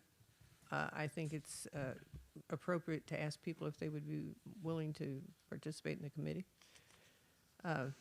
And perhaps have some people outside of council on it. What do you think? For sure. Okay. Do any of the members of council wish to be on the committee? Okay. Then I'll see to it that a committee is appointed, and they will report to council next month. And I will include the suggestion that if this meets with everybody's approval, that they include a conversation with Troy. Okay? Thank you. Thank you, Missy, and I'll definitely ask Missy to help me with this. I have to write myself notes, otherwise I forget. Okay. Consider discussion that any documents, resolutions, ordinances, et cetera, will be sent to council 96 hours in advance for review. And I would like to ask CD to please address this issue because he's the one that would have to do that.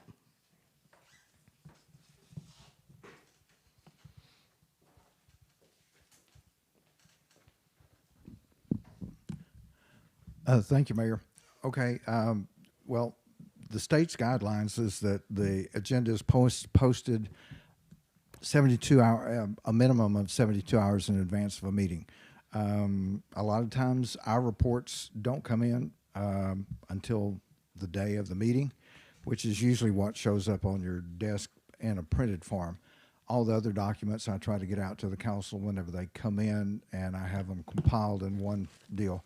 This time around, after Councilman Warren had presented the question, I sent out the information as it came in to the office, or it was generated by me or Missy, the office staff, whoever.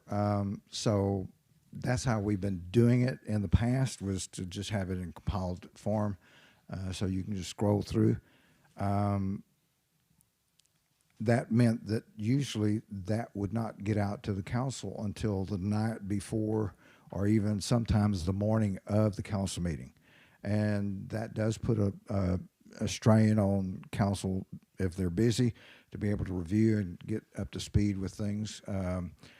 Most times when the agenda goes out, if a council member has a question about something, they will contact either me or the mayor fairly quickly after that, so it can be clarified or filled in the blank, At so to least we speak. would hope they would do that.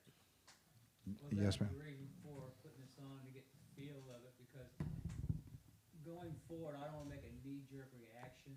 I want time to study an ordinance or resolution and make a good judgment on it.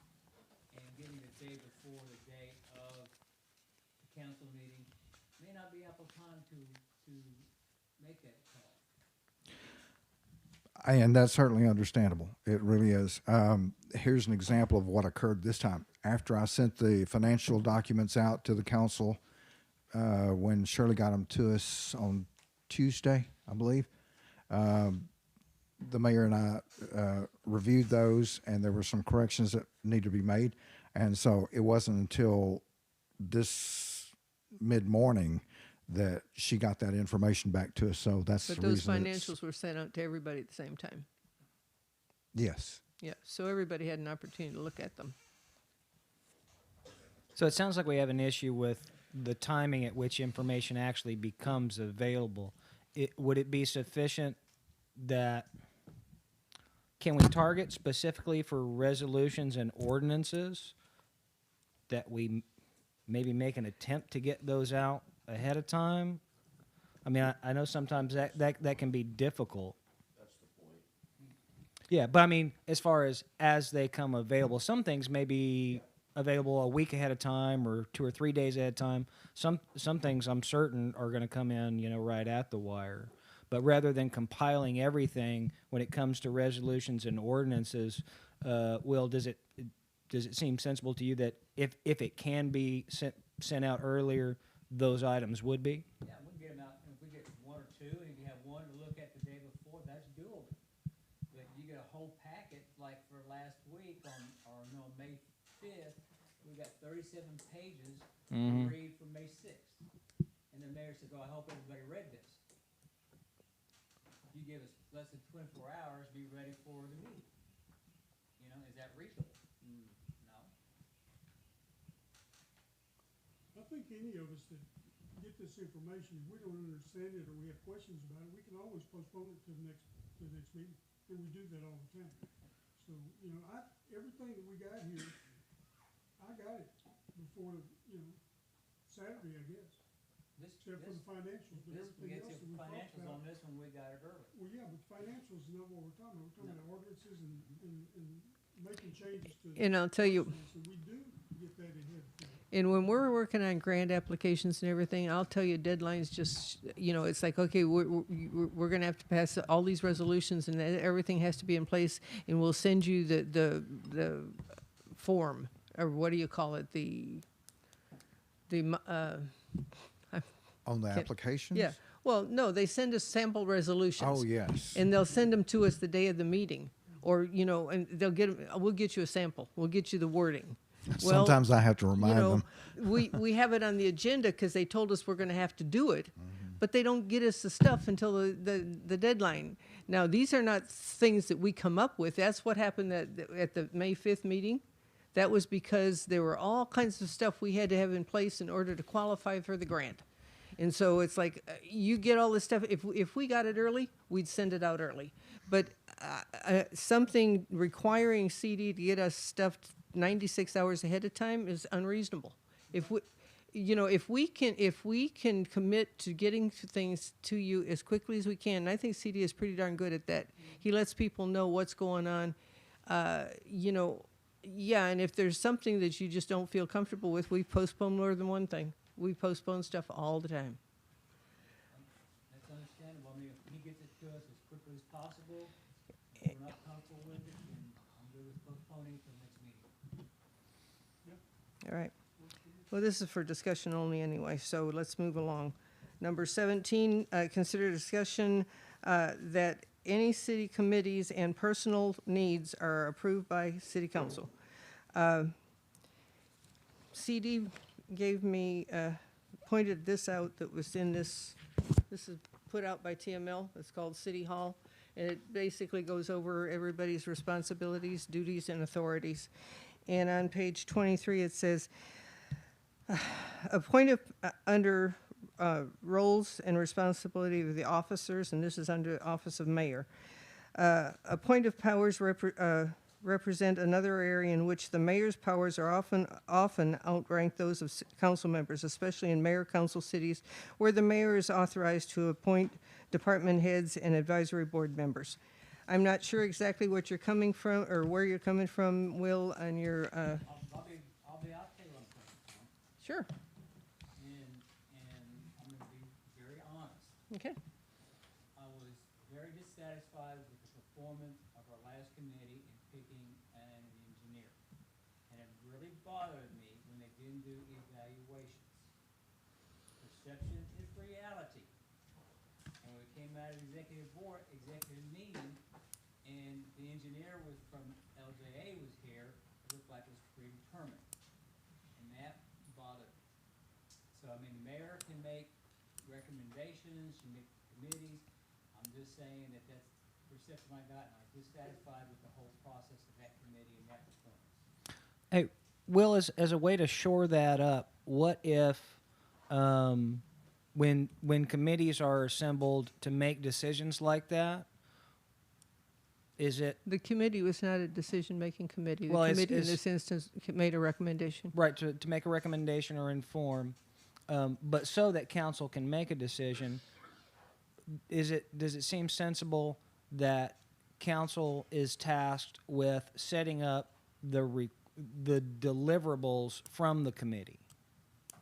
So for instance, you didn't like that maybe they weren't checked into, or they didn't get called, or they didn't get reviewed, or they didn't have, a history pulled or whatever. If council sets the check boxes for what the committee does, then council is ensured that they're getting the information that they feel is pertinent and relevant to the decision to be made. Right, and if we had gotten evaluations, and they checked the references on them, and that some kind of documentation to the score, it might have been more understandable. I don't see any issue with that. That makes good sense to me. Higher quality of information. So is that something that we would just on a case-by-case basis going forward understand that when a committee is going to make a recommendation, council actually gives some input as to what information we'd like to see so that we can make the best decision that we can? Exactly. Are there any, well, we know that selection committees are a circular thing. They're going to keep coming and keep, as we do engineering and grant writing and different things like that. So what if we took a look at our committee reporting guidelines from a council standpoint and said, when somebody's going to make a recommendation in these situations, this is what we expect to be delivered? Well, I know, Will, you got an issue with LJA. You voted against them. That's fine. I have served on selection committees at the county level. I've served on a lot of them here. I've never seen where they've done all the stuff that you're asking. Now, and I think somewhat the way you voiced your opinion at last meeting, or what you brought up, really was critical of the way we functioned. There wasn't a perfect score for LJA. There wasn't a perfect score for the other one. We were faced with two. Well, you're unhappy with the committee that we had. I'm not unhappy with the committee, I'm unhappy with the results. Right. And I'll leave it at that. I think it just points to some potential improvements in our process. I agree with that. So if we can take a look at the process and understand how to get better results out of the process, then as long as we're choosing quality people, the process should support itself. So I'm all in favor of reviewing, the committee process and making sure that we're getting good information and that we're asking all the right questions. Sure. I agree with Okay. that. I agree with that as well. I think that last time timing was, there was a compression of time. Time was a major concern. Yeah, it always is. So- That's why a special meeting had been called. So for me, then the question becomes is do we have a process or guideline of expectations for committees that report There- to council? Okay, well,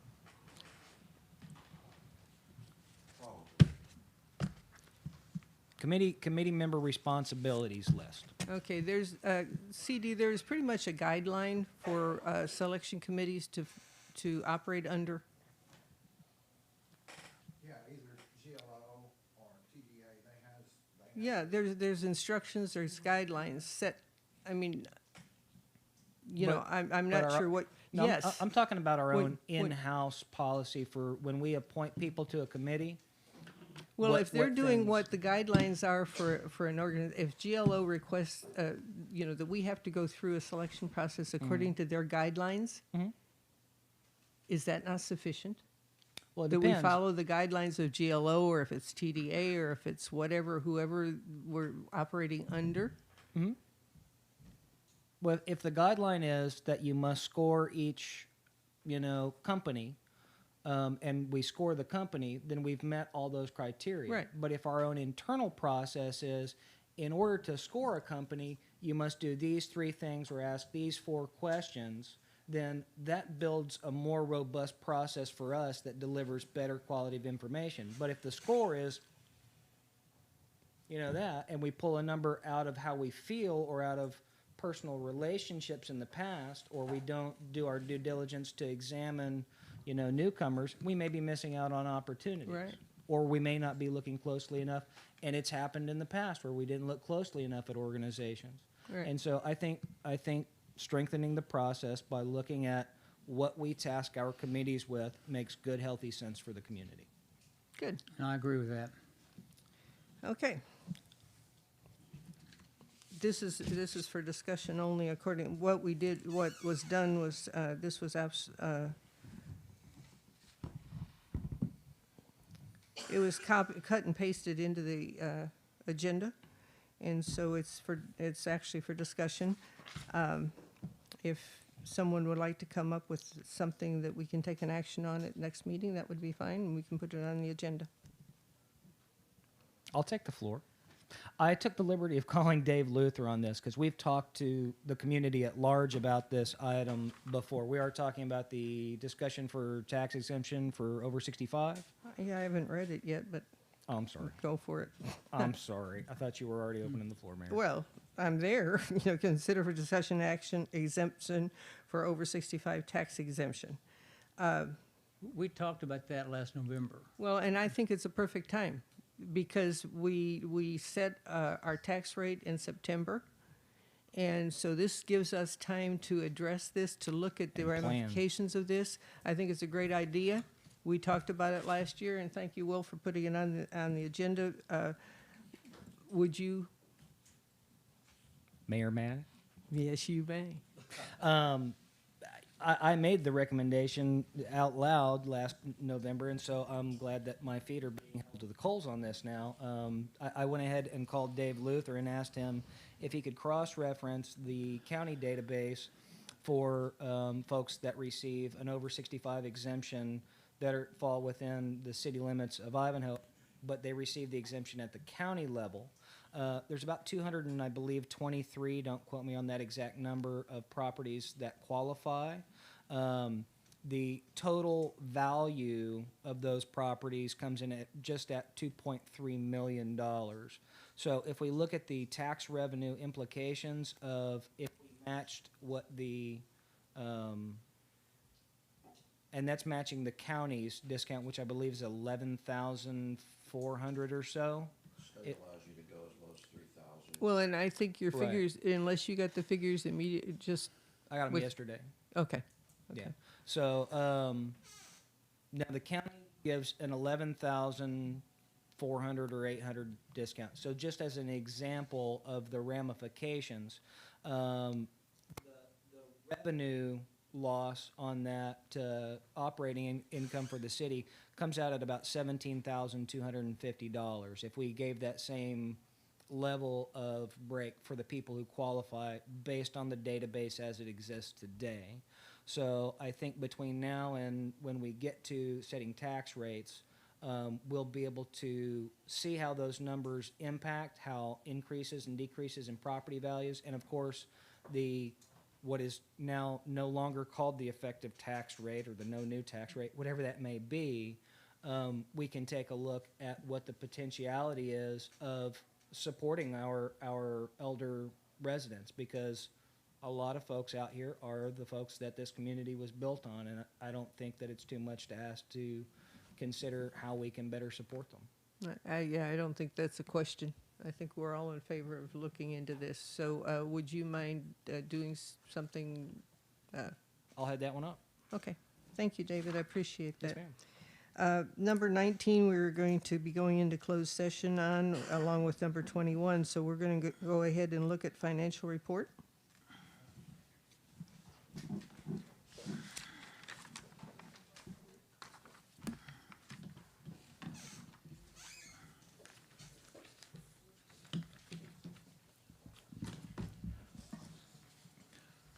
Mayor, Council, thank you. The state comptroller sent our direct deposit out this week, $7,847.70. It's the first time we've exceeded the $7,000 mark for a month, and we did it in a pretty big way for the monthly sales and use tax payment. The payment is from March sales and January, February, and March for those quarterly filers. Now, the question is this resulting from the economic stimulus payments that folks received and they're spending it? But anyway, comparison-wise, the city received $5,402.19 a year ago, May 2020. And comparison-wise, last month, April receipt was $5,840. Again, repeating what we just got, $7,847.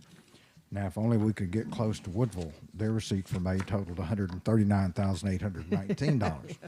For 1 month. Yeah, for 1 month. Okay, over to the tax, ad valorem tax income. The form that I sent you earlier in the week, it shows that we are currently standing at 84.7% collection rate. Comparison-wise with 2020, we were at 79.87%. So our collections this year is ahead of where we were last year. The Ivanhoe North collection rate, 3.74%, but their calculated delinquent balance in from 2010 is $6,159.90. Hasn't changed a whole lot. We did get a payment from the tax office. Somebody apparently paid some of their delinquent taxes in Ivanhoe North when it was still a city.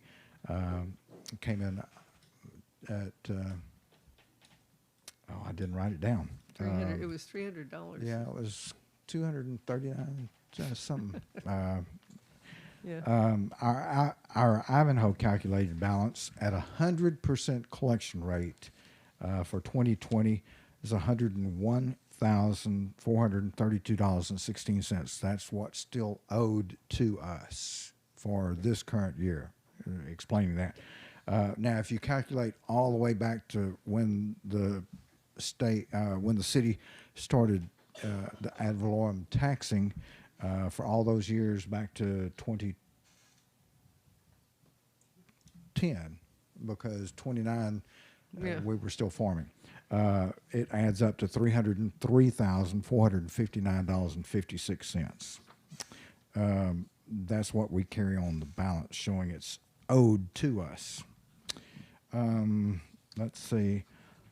You received earlier in the week the budget versus actuals, and I know it's a learning curve, still trying to wrap your head around what it looks like on this form as compared to the previous spreadsheet form. The best way I can say is that first part that shows April, that's that for the month. It's just for the month. If you look at the second half of the page, that's where we're looking at the full year to date for the budget and where we stand. So you see that percent of budget, like on the income, it shows that we're at 93.55% of what was budgeted for the current year tax, and then it just lists the different line items that is attributed to that. Then over in the expenses, it's the same way. You have that month of April as showing what was expensed in those particular line items.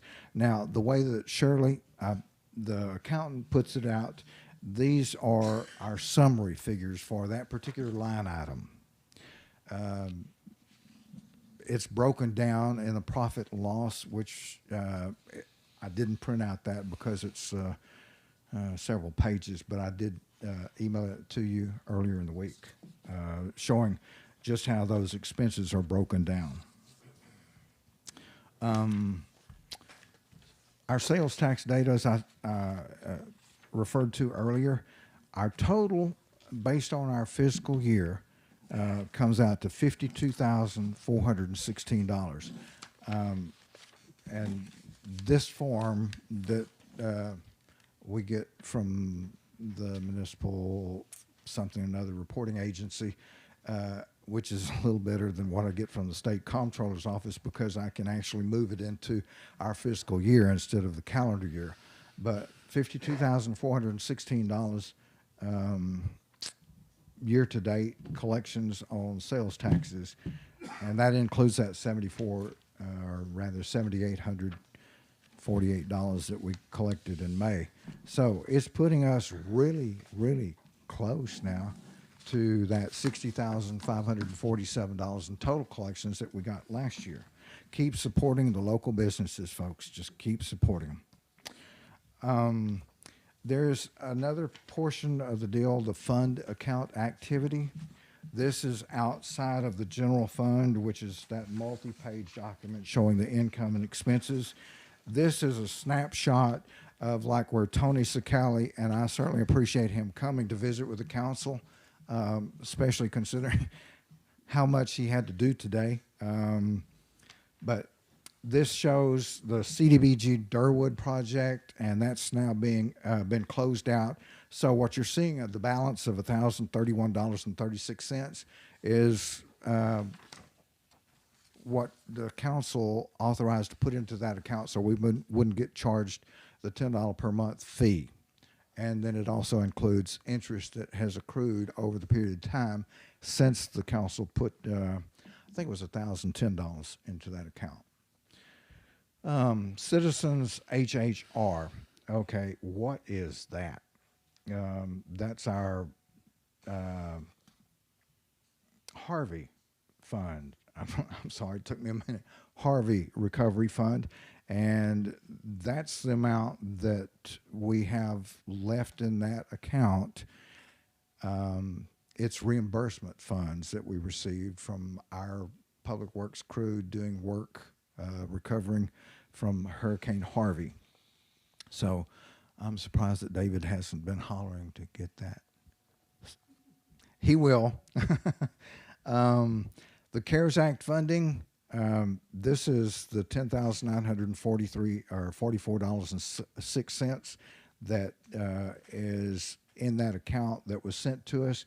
Now, Missy's been putting together all of the documents from the Marshal's office, the PPE, and all the other purchases that the city has made under the Coronavirus Relief Act Fund of 2020.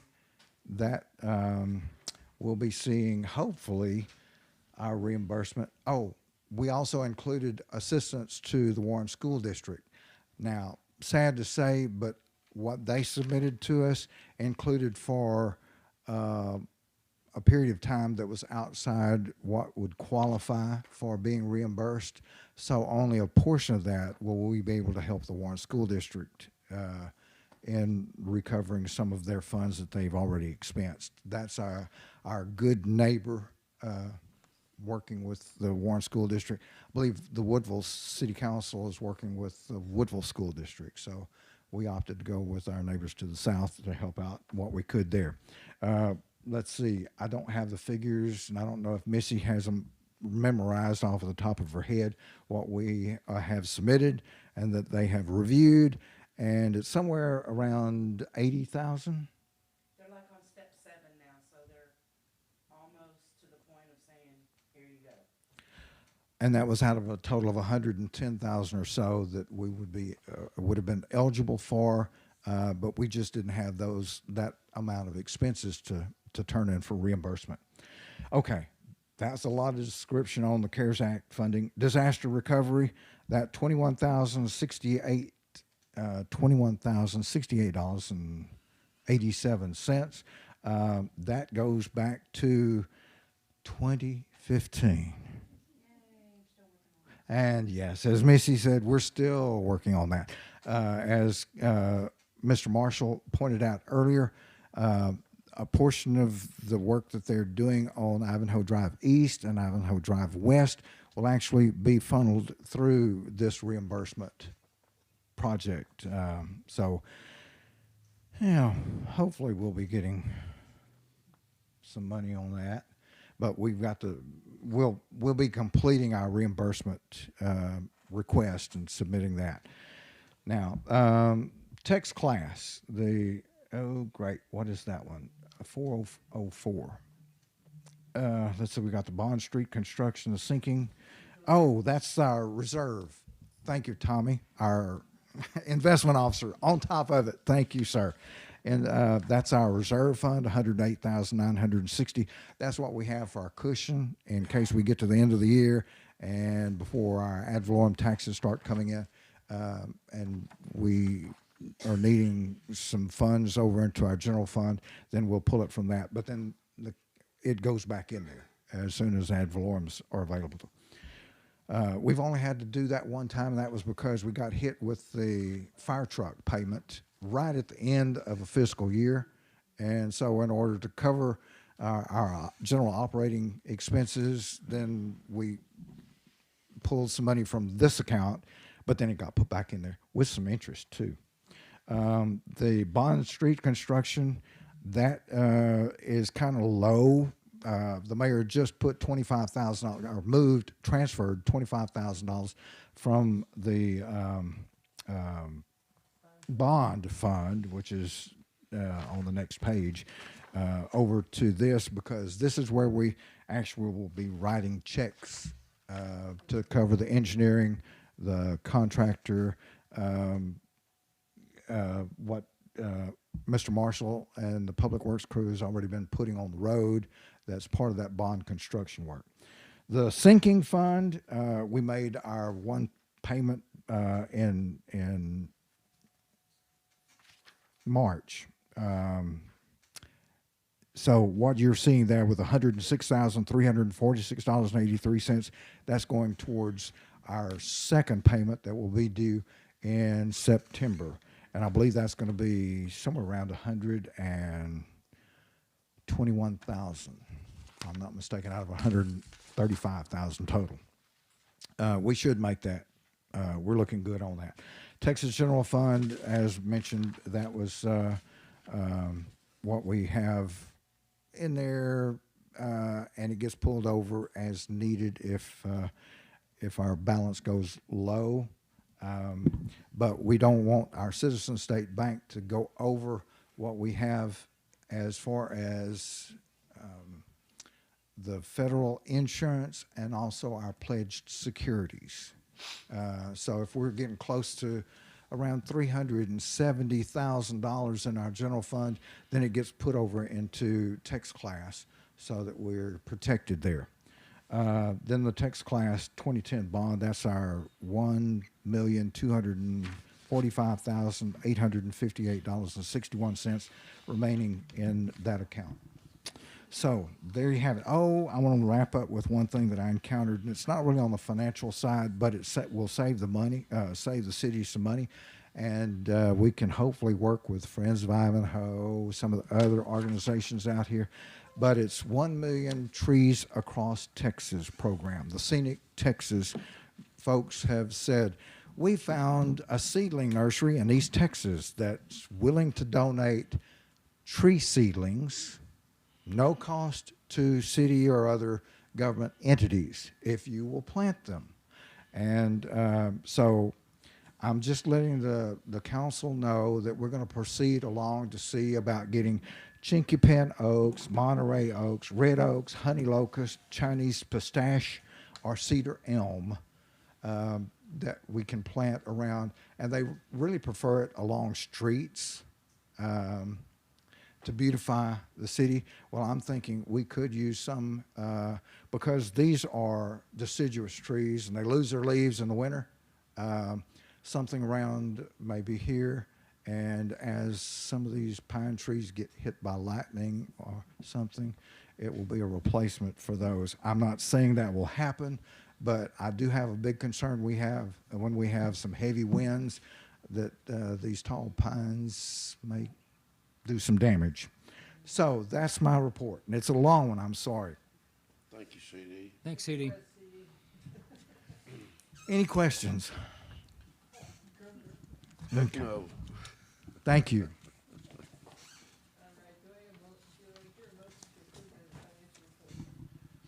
I make that motion. I'll second it. Aye. No. We are going to, let's see what time it is. It's 8:18, and we'll be going into closed session to deal with the issues here about property acquisition, property use, and also employment.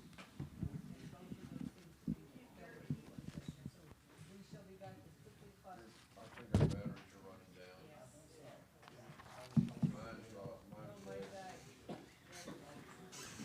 Mine's still good. Well, that's why you gave me the one that didn't have a battery. Yeah. Gotcha.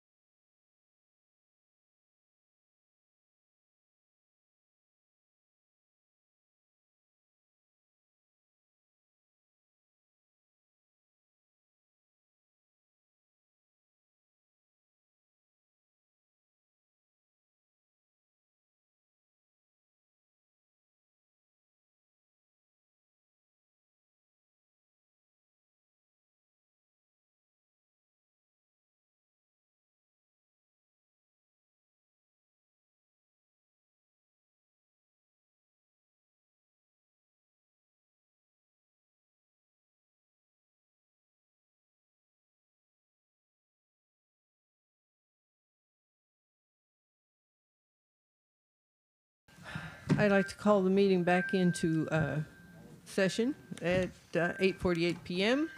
We have come out of executive session, and I would, is that me? Yeah, it's working. Gets to sing. Okay. There was no action necessary as far as the officers' hours. We have already talked to Terry and figured out that, and so there is nothing that we have to do to move forward. The lease presented by the attorney from the IPOI was considered, and I would like to hear a motion to move forward and the signing of this lease that we have with the association for the property where the substation up front. I'd like to make a motion that we move forward with signing the lease for the lease agreement with the association for the substation at the front entrance. I'll second that. Any other questions? All in favor? Aye. Any opposed? Okay. Thank you.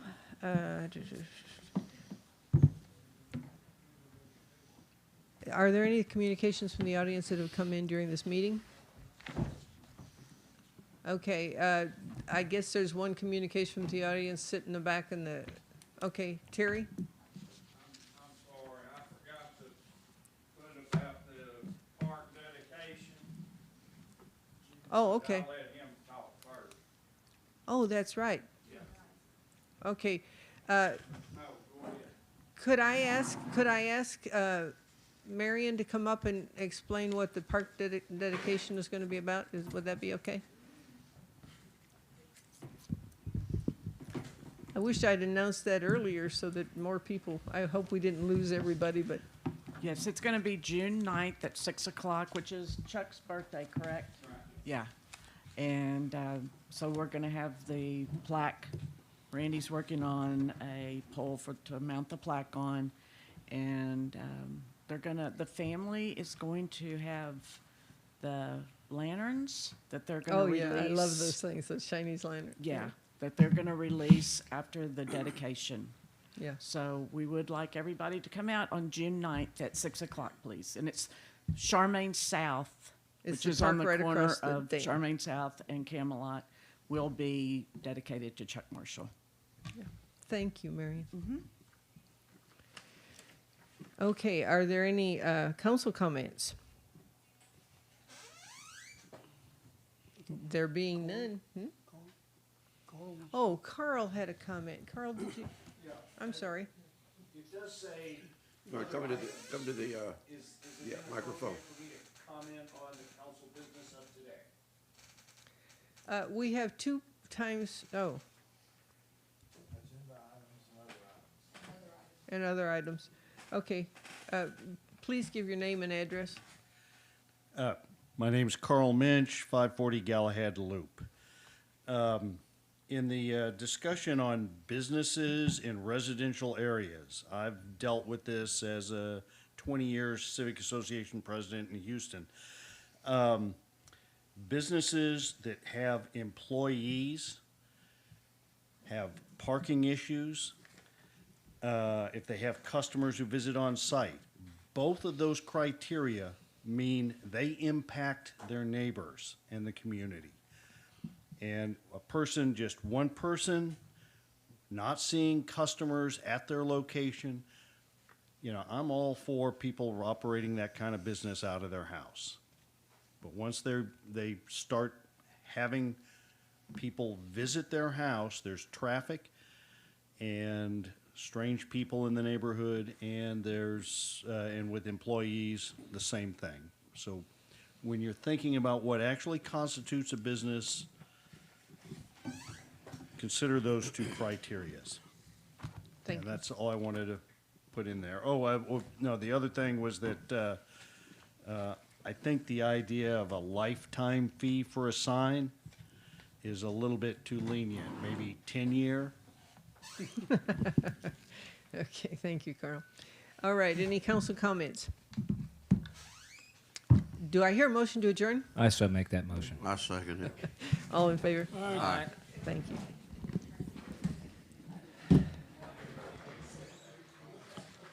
Sorry. sorry it was so long. Oh, you aren't? Oh, okay. Cool.